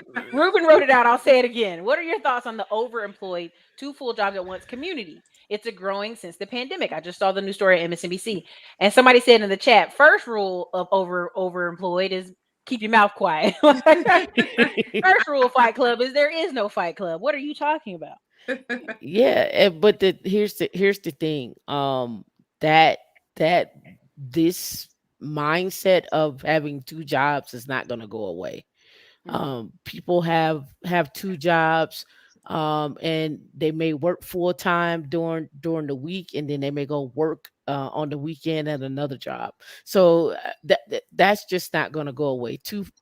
It's just not going to go away, and we have a shortage, so people can do it. Do I recommend people do it?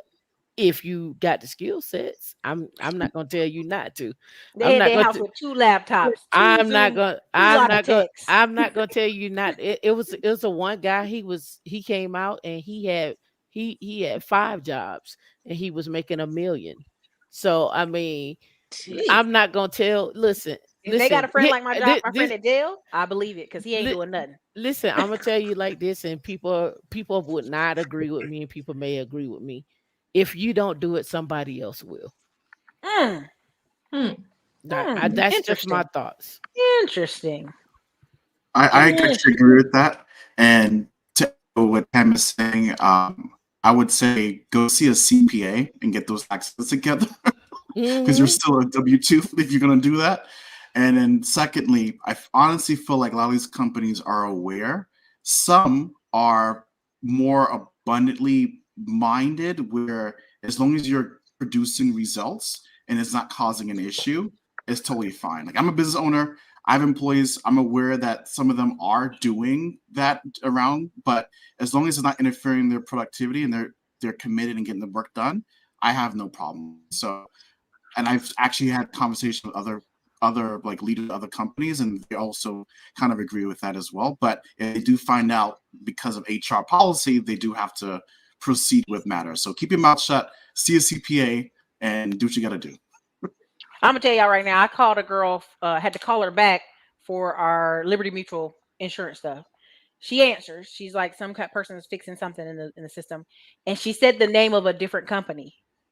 And I said, Lindsay, Lindsay Blah. I'm not trying to say her last name. Lindsay Blah, Liberty Mutual. She said, "Oh my God, I'm so sorry. I am so sorry."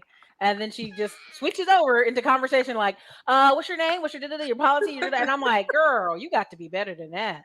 Because I think you tired. You just yeah, you can't be naming the other company like that. But there are people who are doing that. Like they're It's a whole YouTube series. I posted yeah. them. It's a guy.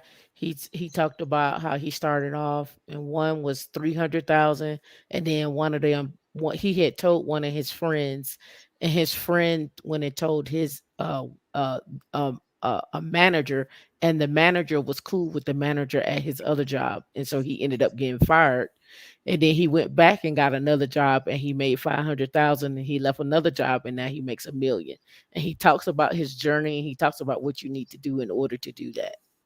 I keep telling y'all, it's the circle is not that big. I live in Austin, and people act like, "Oh, Austin's huge." No, no, no. We are like when we say we're a million city. Like I literally have friends who like, "Oh, girl, I quit my job at IBM, but I'm over across the street at the EA Sports and da da da." I'm like, I know somebody over there who knows somebody over there, and like my friend Season was like a only like she wasn't the only woman at Samsung, but like she knew every woman. And I was like, how do you know the woman that's over the city of Austin's water department? Well, I work in water over here at Samsung in this fab. And so I know her. And like, it's not that big of a world, y'all. Like, y'all can't be coming to work showing out. My friend got fired from his company because he had a nasty attitude. He's 5'4". I ain't gonna lie. He had a nasty attitude, cussed everybody out one day, got fired. Goes over there, works at the new company for 2 years, comes back and says, hey, man, I got some anger management. And they let him back and bumped his pay and made him a manager. That it's a small world. They are short on people. This brother And got an attitude. He's half Thai, but you know what I'm saying. He got an attitude, and so it's that, like, how you cuss out everybody and come back 2 years later? that's a key word. There's a shortage. There's not a lot of highly skilled people. So I feel like companies kind of look the other way. As long as they have someone who can get the job done, then they're okay with it. So I'm not surprised at all. And I'm from the Caribbean, so people You cussing people out we used is to what you work said. at two, three jobs. So I will say though, I have been a contractor for a few years, and ever since Biden came in office, that some of that structure has changed because it wasn't, unusual to work for two different companies as a contractor. And I'm talking about 1099 contractor.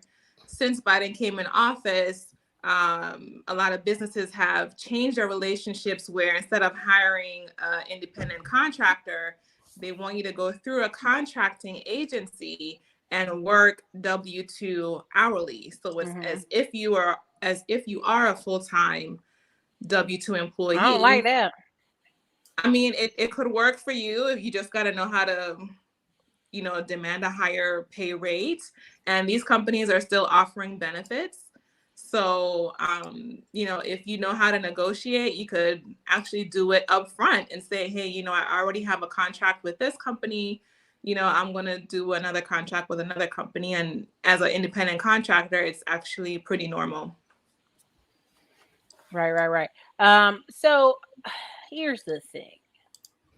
The number 2 question that's always asked that drives me crazy, and y'all know it drives me crazy because you know what the question is going to be. What are your thoughts on older folks entering tech? Am I too old to enter tech? It's in the chat. I'm not picking on you. I see it. I've seen y'all asking throughout the chat. I'm asking it. This is some of the closeout questions. What are y'all thoughts on if someone's 40, 50, 60? Can Not they 40. make in tech? Girl, can you see some of the listen?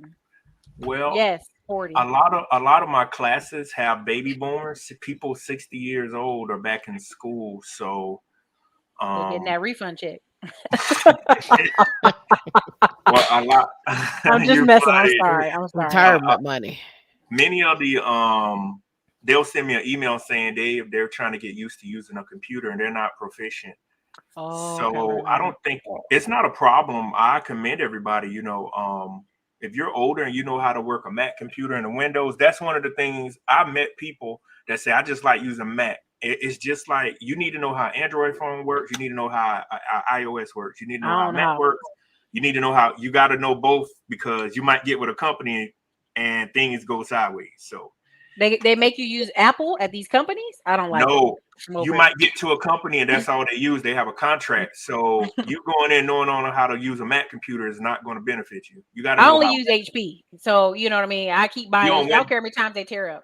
I Well, you're keep on a buying. Windows-based computer, so it wouldn't hurt you. But one of the biggest things with the older people, they get frustrated easy. So if you get frustrated easy and don't have patience, um, I've been around computers for a long time, and it's taken me about 12 years to get to where I'm at right now.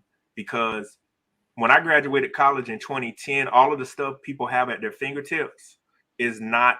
It wasn't back then. So a lot of stuff just came up all of a sudden. So a lot of the older people are quitting their plant jobs. They told me, and they said, hey, I got to learn how to use a computer. I'm trying to work from home. I'm trying to do customer service. So um, if you don't have good patience and you're not fluent with using a computer, it's going to be difficult. But with training and using Google and some of the other software applications, you can make it through the class and you can get into tech. There's room for everybody to grow.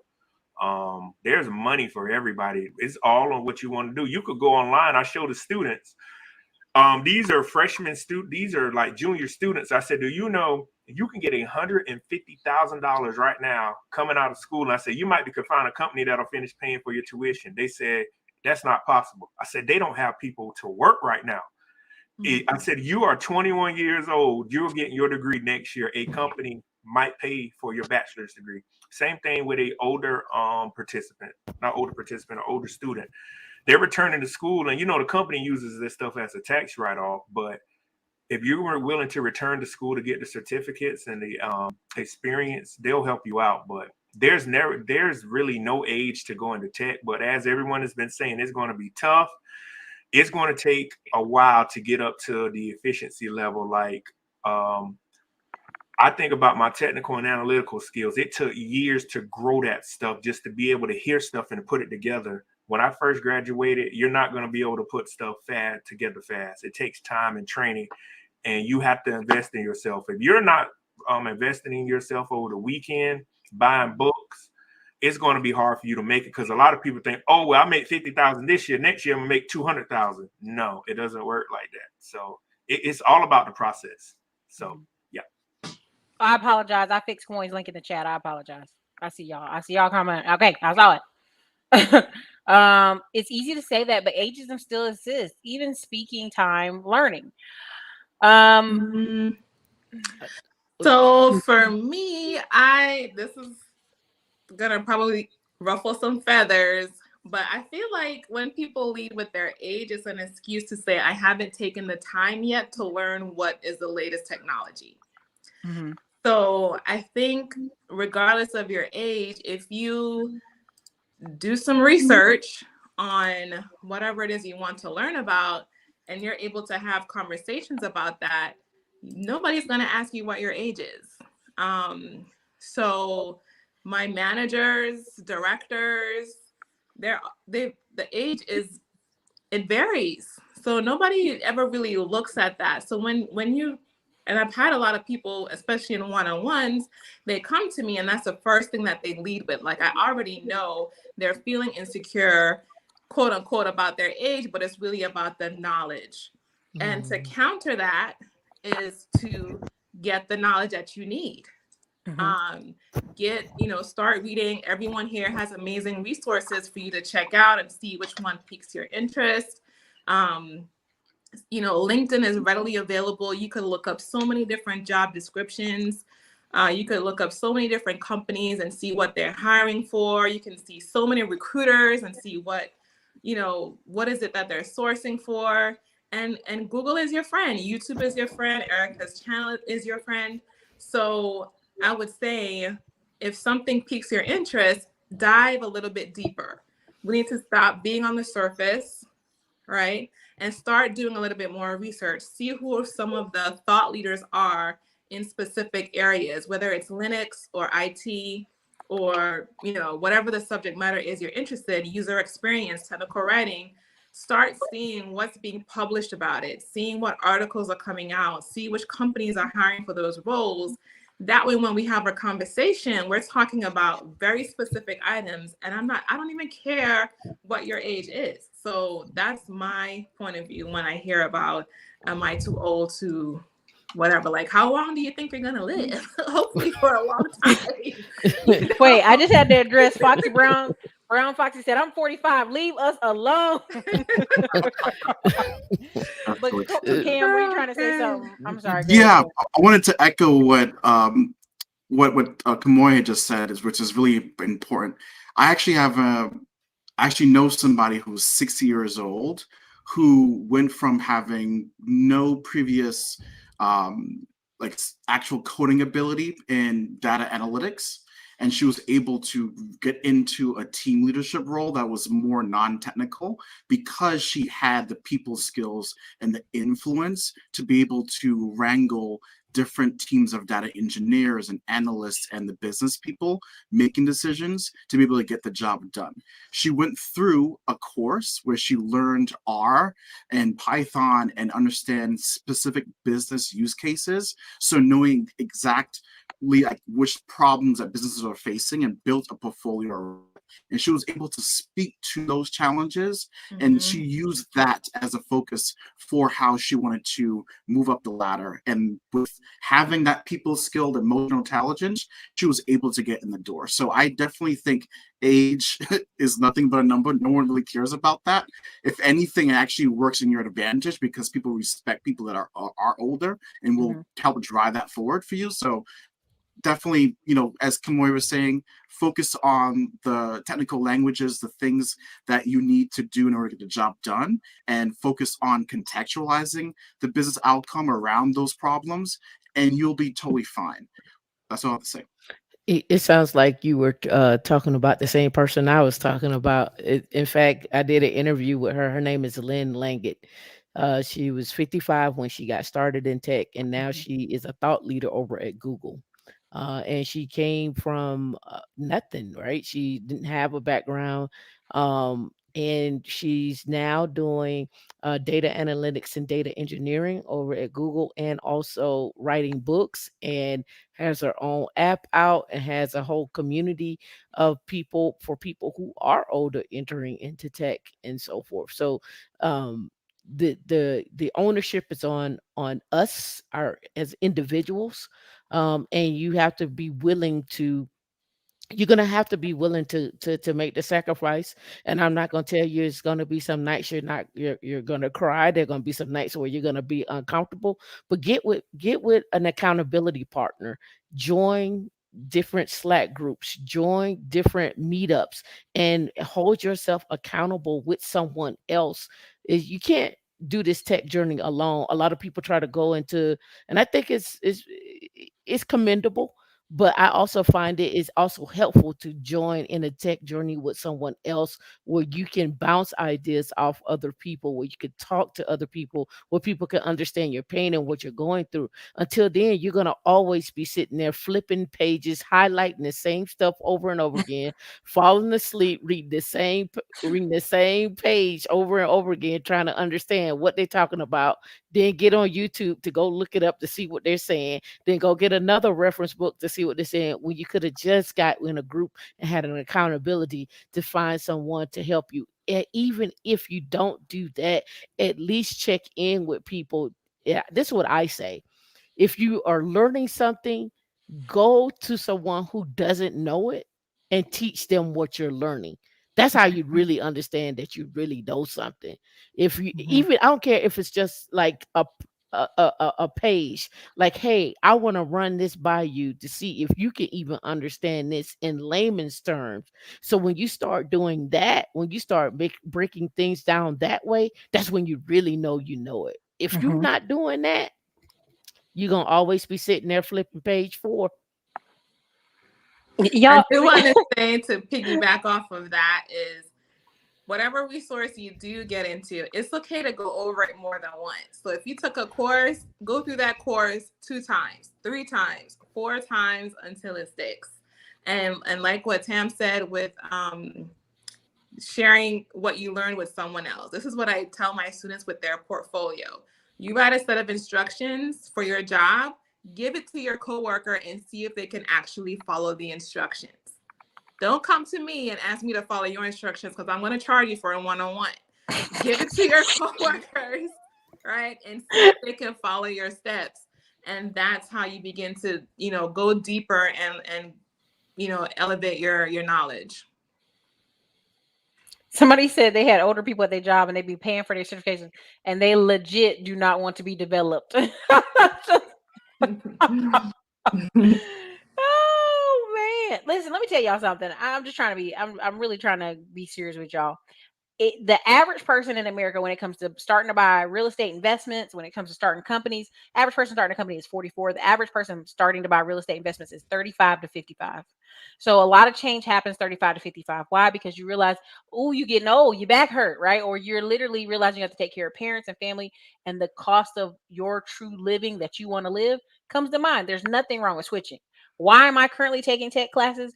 Honestly, because I'm petty and I just want to say I have the tech so I can talk smack when I'm in conversations with people. Everybody got their own motivation. Okay, I'm gonna get that job and I'm gonna quit that job. Maybe 2 weeks later, I'm gonna be like, yeah, I used to work in tech. It was a lot. I was stressed out and I just wanted to get in there. So the last thing is the money. What do you do with the money? What do you do with taxes? And a lot of times I just want y'all to understand, like, um the question was, I don't forgot my question. I apologize. But the question was about taxes. Are y'all hit with heavy taxes because of the income is so high? That was the question. Starting with Chris, because he's out there in California where they tax you 25% to walk on the sidewalk. So basically, what I did was I stuffed as much as I could into a 401k. And I use the other resources to invest out of the 401k into real estate. Mm-hmm. And then I flipped the 401k into a self-directed IRA, and I bought properties with the 401k that, went into the self-directed IRA.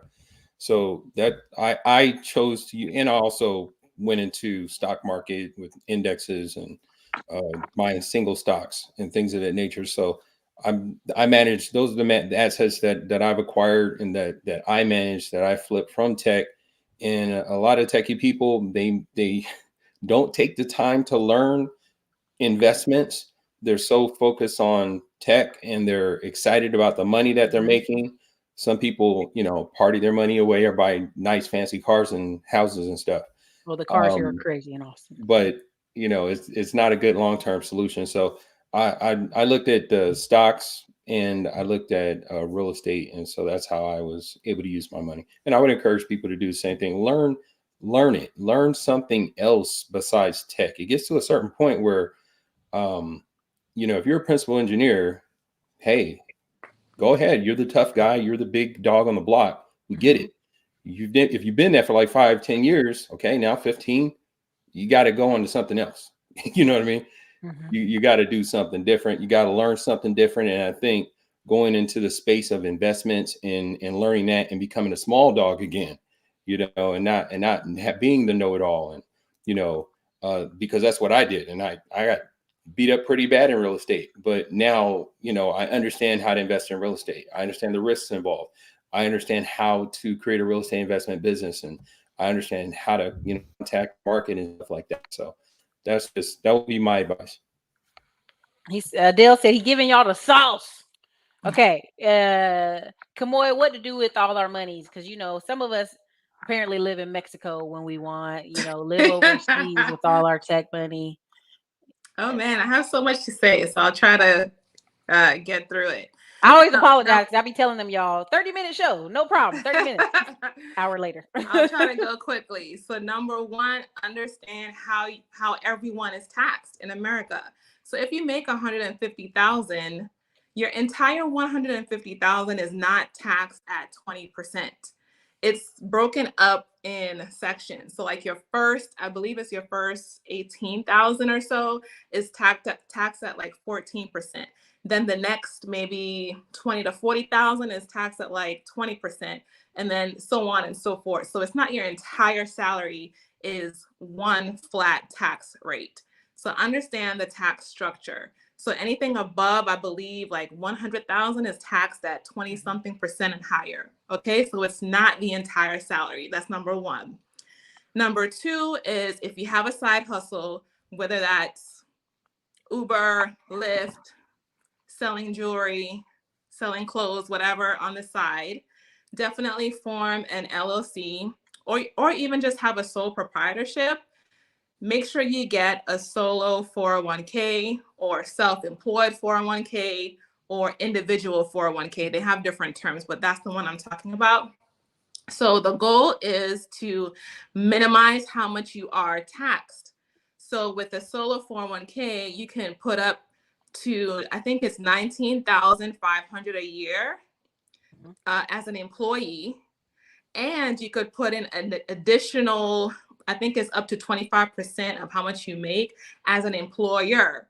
So even though you are one person as a freelancer or a side hustle person, or you have a small business, you can contribute to that individual 401k as an employee and as the employer.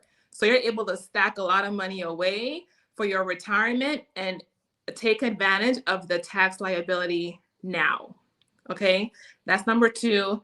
Number three is I love to travel, and because I've been working as an independent contractor for several years, meaning I'm not a full-time employee for any corporation. I don't plan on staying with companies for years on end. That's just me though. I know that I'm going to stick with the company for a year and a half, max probably 2 years or so.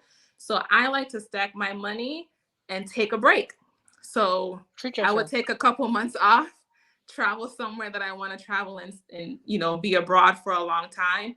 Thanks to the pandemic, I was abroad for almost 2 years. But that's just me though. If you know that you want to stick with a company and build up your career and grow the corporate ladder, then you probably wouldn't do what I do. But also consider being a contractor and taking on shorter term contracts, meaning like 6 months to a year. Stack your money and you could have mini retirements or mini sabbaticals, mini career breaks, whatever you want to call them. So that way you're not burnt out. So yeah, those are, in addition to what Chris said with, the 401ks, investments and stuff like that. That's what I do with my discretionary income. But for me, it's all about taking breaks, honey. Taking breaks. Take a break, honey. Refresh yourself. Listen, y'all think I'm joking. That has been the Ericka Williams mantra the past. Come on, take a break, baby. Put it down. Y'all be here when I get back. Someone asked, the afrotech for those already in the technology field? No, it's open to anybody. Me and Andre Hatchett went, had a blast. We in the bar dancing because they put some crunk music on and laughing. And the dudes from Facebook are like, "You want to come work at Facebook?" I said, we ain't got no certs. It don't matter. So if you come to Afrotech, people be offering you jobs. It's quite funny, but it's for real. It's worth, because they're sent there to recruit African American students. That's what they're there for. So I've been kind of telling everybody, please come to Afrotech. Please come to Afrotech. Like, these companies are sending their employees, and I feel sorry for some of them, because they're like, oh, I never do recruiting.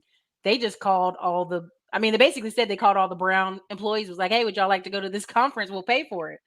And that's what's happening to them. So show up. You never know. Did anybody have else want to talk about making money and taxes Oh on the yeah. income? Hit it. Oh yeah. So one of the main goals for me, the reason why I'm focused on the 200,000 is so that people can become accredited investors. What does that do for you? That allows you to go ahead and establish yourself Mhm. in actually putting money into companies that are pre-series A. So places like stonks.com, they actually want you to have made 200,000 over the past 2 years, and then the current year. So that's one of the reasons, right? Mhm. Another reason for you to um, take your money, invest it elsewhere. Suppose you don't want to actually invest in going out and doing renovations on houses or so forth and so on. You can invest in places like roofstock.com or arrived homes. Mhm. They have a minimum purchase of $100. That's also, you can invest into wine wine NFTs. Basically, you'll invest into a vine, and that vine then turns into wine, and so you get residual money off of the vine itself. That's a minimum of $100. Another one that you could do when we start talking about make your money in tech and then put your money elsewhere, is also looking at for a long-term strategy, and this is not financial advice, is into ETFs. So again, there's multiple ways to take your money in tech and then invest it elsewhere. And let's not forget the one thing that we often hear about all the time. Get you some insurance. Get you some insurance, right? It's cool to have insurance within your job, right? But once you leave that job, you don't have insurance after that, right? So get you some insurance for you and your family outside of that. And there are multiple Are you talking strategies. about health insurance, Yeah, death insurance, I'm life? talking about What type of life. insurance? We could go life insurance. We could do whole life insurance. We could do term. It is find you a good, and this is where I actually started looking at too. You can get a CPA. You can also find someone that manages wealth, because we never talk about wealth management, which is super important. And understand, like, how can I make this money now and have my money work for me instead of me work for my money? And that's super important when we're looking at these people who have 2 3 jobs. Okay, well, if you're making 200,000 and after taxes, I think on 200,000 is 35%. So after taxes on that, taking a whole check and then being able to invest it somewhere else, right? That's what we're really focusing on. It's not just the tech. It's what tech provides, the ability to Yeah. do other things. Mhm. That's what we're looking at. I Yeah. tried to explain this to somebody. My friend was making 445,000 her first year out of college, and had been going up ever since. And now she's in her 30s. She took a whole 2 years off to have kids. People were like, "Oh, girl, are you scared you're not gonna be able to get another job?" She's like, "No." Are you worried about coming back? She's like, "No." I was like, "Y'all have to do the math. This girl's done made 1.2 to $2 million over the course from her 21 to 31. She done made 2 mil. You making 30K a year every year for the past 10 years, you only made 300,000. It makes a difference. It changes your life. Yes, you can budget, but I keep telling people you can't budget $28,000 in New York City. It's not Right. happening. Right. And we have Let to that get, go. yeah, we have to also, I said this before, and I think Erica, you tagged me in this. I said this, I'm gonna say it again. We have a dangerous relationship with money. We always talk about, oh, if I make 100,000, or if you make 200,000, that's enough for you to X, Y, and Z.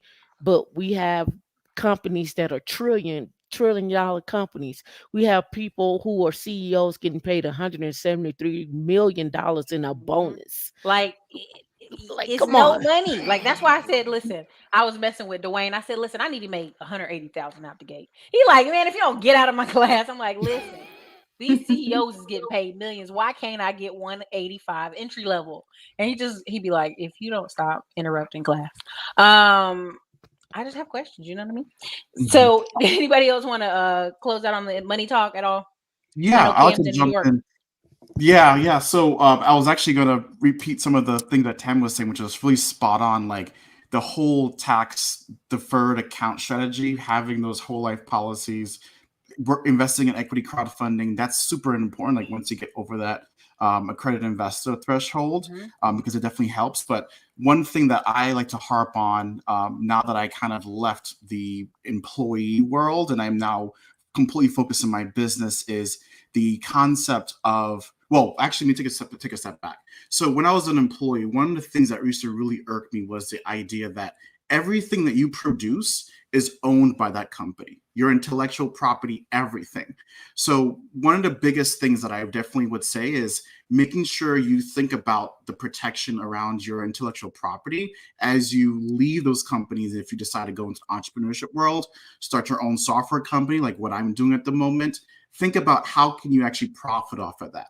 One of the things that I work with my CPA on, this is not financial advice, definitely talk to a CPA who's licensed, but having a separate company that actually owns that intellectual property and license it to your software company that is using it to actually generate money off of. That's a way for you to not only splinter your revenue and be able to retains a lot of what you're earning, but also in terms of strategizing how can you save on taxes and also incentivize things even forward.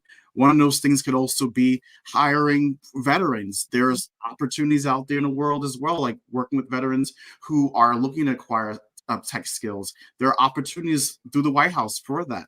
Definitely like dive into that in terms of thinking about how you formulate your company, your structure, and the ethics behind your company and what you stand for, and see if there are opportunities to save money around those things as well. Like obviously donations, things of that sort can help once you reach a certain threshold, but getting that moat, as Ericka talks about, formulated where you have your self-directed IRAs, like your whole life equity crowdfunding, but also the structure on your business definitely helps you to inherently save money over time. And that was like very much mind blowing for me, being someone who is in a high tax state and having to think about like how do I save as much as possible as we grow forward. So yeah, hopefully that is very helpful for you guys. Can I add to what you just said?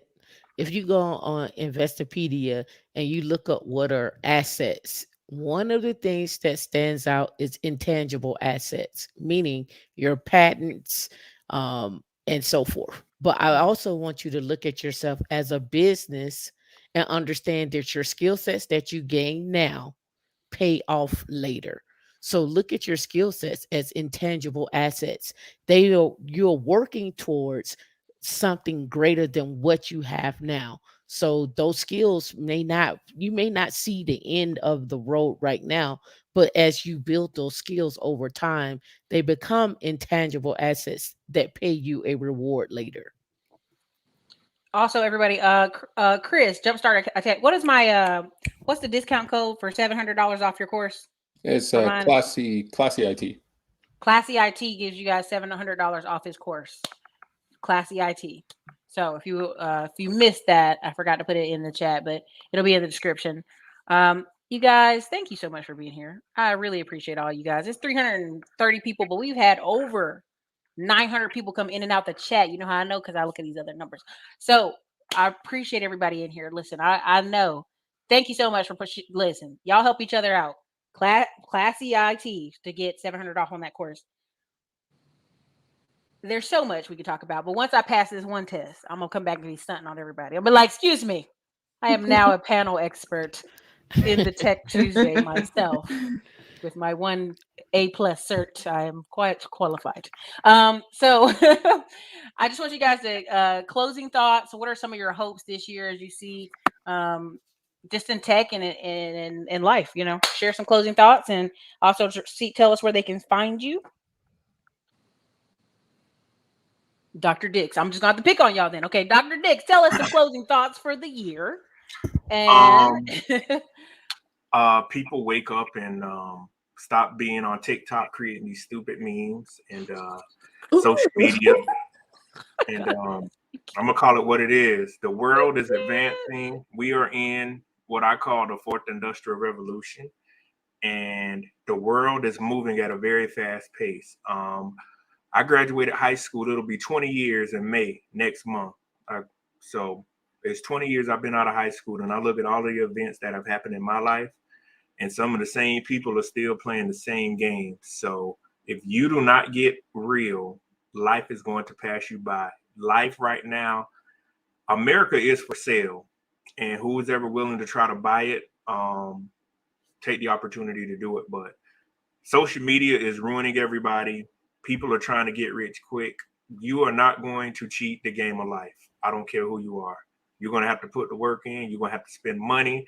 You're going to have to quit. You're going to have to fail to get to where you want to get. And I'm big on everybody not speaking. I know that's a First Amendment right. We have too many stupid people speaking in America, ruining it for everybody. So that's my last thoughts. We just need to have the right people speak for everybody. Man, Dr. Dix take me all the way out, y'all. I had to just turn the camera off. Dr. Dix, I want you to come back so we can cut up. Listen. Now, I got this speaking gig, but I done signed the contract and they done paid me. So they're going to have me on that stage. But I'm going to listen. I'm reserving Dr. Dix for when I can talk reckless. Right now, I got a ghostwriter helping me write an economics book. And, I got to pretend to take these certs and study every day because I be messing up on them tests. But let me tell you, when I get done, I'm going to come back and be like, I am a paid international speaker. I brought Dr. Dix on to Let's Talk Junk tonight, okay? Because he know what I'm talking about. Every year we see the same people. I'm going to close out my commentary in the end. I'm going to let y'all go. So next is Chris.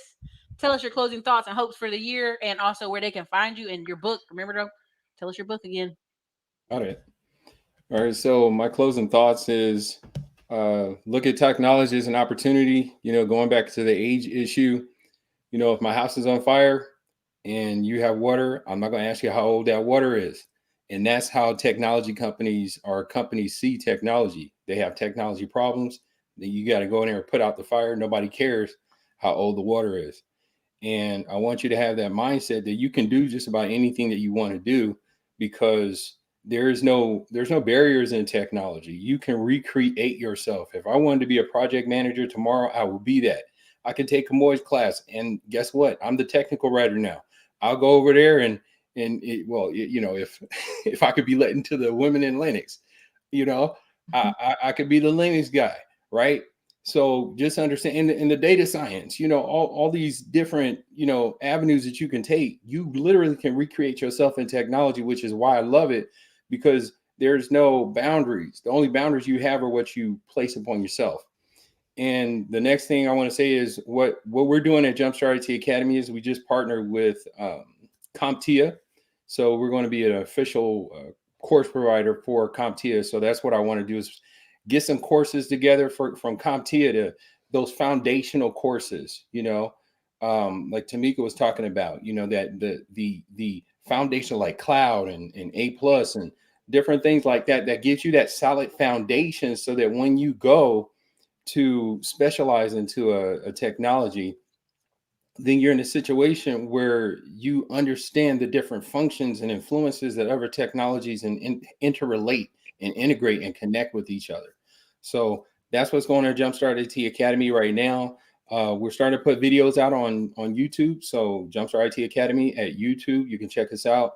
Also at Jumpstart IT Academy, check us out on Instagram. I like to put out motivational or informational or just, thought leadership, things that you can just ponder and think about that will just challenge your thoughts as a person.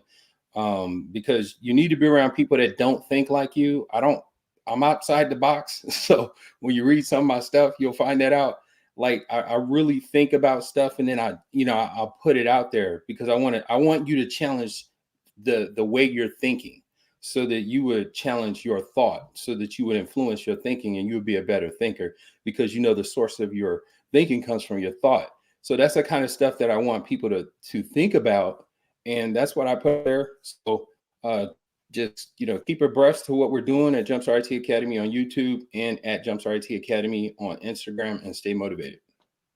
Thank you. So everybody, I just want to know for the record that I've always known Chris could do it. I know he can help me buy that Porsche now that he got that CompTIA Porsche money. I just wanted to make it known, right? I'm gonna start holding his book up and reveal, like, I know this man. Don't get out there and be like the Zoom creator on their own island. Okay, I know him. Let me see. Next one is Cam. Cam, are you ready? You do it. Tell us.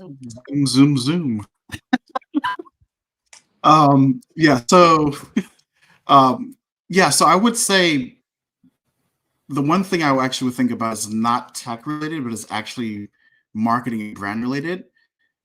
Position yourself so that you can create influence by one, carving out your niche. So figure out a business or industry that you can know inside and out, and become the top 10% of that industry that does what you do very well.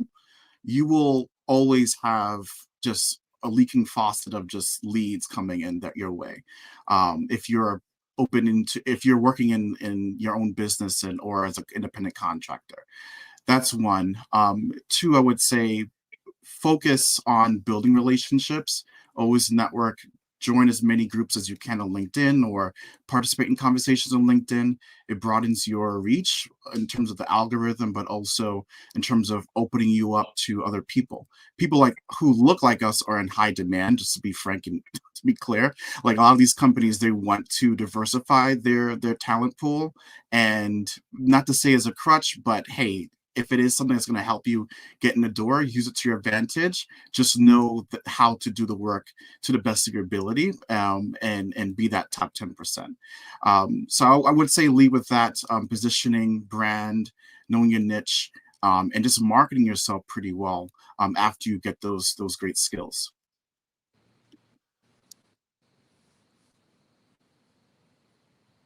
You're muted. Okay. Now y'all see how I didn't pass that test. So the lovely ladies, which one of y'all would like to close it out? Which one of the two? Because I'm gonna have my closing thoughts, but I can go. I'll be quick. So my closing thoughts are to show your skills. Don't be afraid to show your skills. One of the best ways to do that is to create a portfolio, no matter what lane you decide to choose, whether it's marketing, data analytics, IT, technical writing. Start working on a portfolio to show what you have been learning and how you apply it to real world. Also, don't be afraid to look at entry-level positions, quality assurance positions, associate, coordinator. Those are some keywords you can look at just so you can get your foot in the door. Don't be too big or full of pride to start from the ground up. You can still learn a lot, and you could easily move your way up as long as you apply yourself. And I would say my hopes for this year, I'm very busy because I'm very much a worker. I would like to develop my leadership skills and build a team. I do feel like my course could be on the same lines as Google. Google has a technical writing course, but mine is better. No shade. I used to work for Google. So I went through that course and I'm like, nobody's going to learn much from that. So I want my course to have the same reputation as, the big wigs, maybe have CompTIA or somebody certified like Chris. So I'm hoping to build a team and help me take the course to the next level, be able to offer people additional support. I mean, I still work, so I can't really do a whole lot when I'm still working. So I really want to build out a team who have the same passion, the same interest, and, get this level of education and job readiness out to the world. So that's my big hope, career-wise. All right. Well, I'll go next. So, uh, advice. So let me give some advice. Uh, there are people in the industry that will be out there to try to hold you back. The question is, what are you going to do about it? Right. So you always have to be moving forward with your skill sets and moving up. Right. If you're gonna take a job, say let's say if you are currently in tech and you're making 100,000, don't make a move for nothing less than 25,000 more than what you had before. You're just not gonna see that. You're just not gonna see anything. But there's not a big difference between 100,000 and 110. It's just not, especially with inflation. I'm just being honest with you, right? It's just not. Right. The next thing is when it comes down to how to move in companies, you need to understand and learn body language. You need to understand how people talk to each other. You don't necessarily have to totally understand all their background, but learn who they talk to, how they talk to people, and who they talk to, right? These things are super important when you're talking about how to move in tech. Tech is small, but it's big at the same time. And when I say it's small, meaning that the skill sets that you have are probably going to be shared across multiple people and these companies as well too. Trust me, people know each other. They talk. All right, especially when you start getting into higher more exclusive jobs. When you start talking about I'm doing quantum computing and research and stuff like that, people know each other, right? Another thing that I also want to say is find a way to have a good relationship with money. Stop taking the crumbs and go for the big dogs. Go for the money. Like people are telling you it's not all about the money. Well, inflation is telling you something different. That's all I'm gonna say to that, right? Inflation tell you something is different, right? And last but not least, what are we doing at Women in Linux? We're teaching and doing Linux administration, DevSecOps. It's really my main focus. Cloud security as well too. So what does that mean? There are a lot of tools that go under that, from automation with GitLab and creating pipelines to understanding how to secure the data, how to secure the application, how to secure the cloud, how to secure the network. There are a ton of things that go into that. And last but not least, we also are focusing more and more on investments. I think Erica knows about the Fun Lunch Live that's happening at the end of this month, trying to create investment funds. Ask yourself, what does it take to create a hedge fund? What does it take to create a real estate fund? Those type of talks and thoughts are where we're at and what we're moving to, and want to share that information with others so that we can be a part of the talks, right? We need more accredited investors. This is bottom line. So let's get this money and let's go. So, you guys, thank you so much for being here. I love having educated conversations where we're all wearing glasses and are black, except for Kamoy. And listen, here's on the serious tip. Why did I start Tech Tuesday? I get really passionately angry when I feel like people should feel like they should have a lesser position. Other folks aren't that much smarter than you. If they can train how to do it, if anybody can train how to do it, you can train how to do it too. It is a possible for you. Investing in all these things are just learning opportunities. So I just want to thank every guest that came and that's participated over the past, I don't know, 3 years, 4 years now at this point, Kamoy, in Tech Tuesdays, because I find that I'm getting more and more emails from people like, hey, I finally did it. There's even people in the chat saying they took Kamoy's class, they landed something in Indeed, LinkedIn. It really is up to you to change your future. And we are never going to get, like, everybody say, oh, Erica's so horrible, it's the worst of times, inflation, the houses, everything. I'm like, this is opportunity time. You've had 2 years where we couldn't get any HB1 visas. They got people on the internet bragging about working 2 and 3 jobs. That and literally you got some certs, your foot's in the door. Now, are there going to be challenges? Yes. Did they catch people asking Black and minority candidates harder questions? Yes, but guess what? There's a bevy of companies out there that are looking for qualified people who are interested in learning, interested in working. So before you come in here next week or any other time I do this class and ask about age and ask about women and ask about men, the opportunities are out there. They're out there. It is actual people making 100 to 300,000 a year. It is not a unicorn. It's possible. So thank you guys so much for being here. I really appreciate it. I believe in the abundance vortex. There is an abundance of stuff out there. Men, women, good looking men, jobs, money, all of it. It's out there. You just have to be open to receive it. Okay. Look, Tamika went, hold on. You said me? No. Did you say No, time? No. no, I was But I yeah. was thinking I was thinking because in my head, you know, I'm always got jokes in my head. In my head, I was like, instead of be concerned about the slap, let's slap some of this money in your hand. You know, hey, listen. Like, Look, you worried about two millionaires slapping each other. It is what it is. Let them slap all day, okay?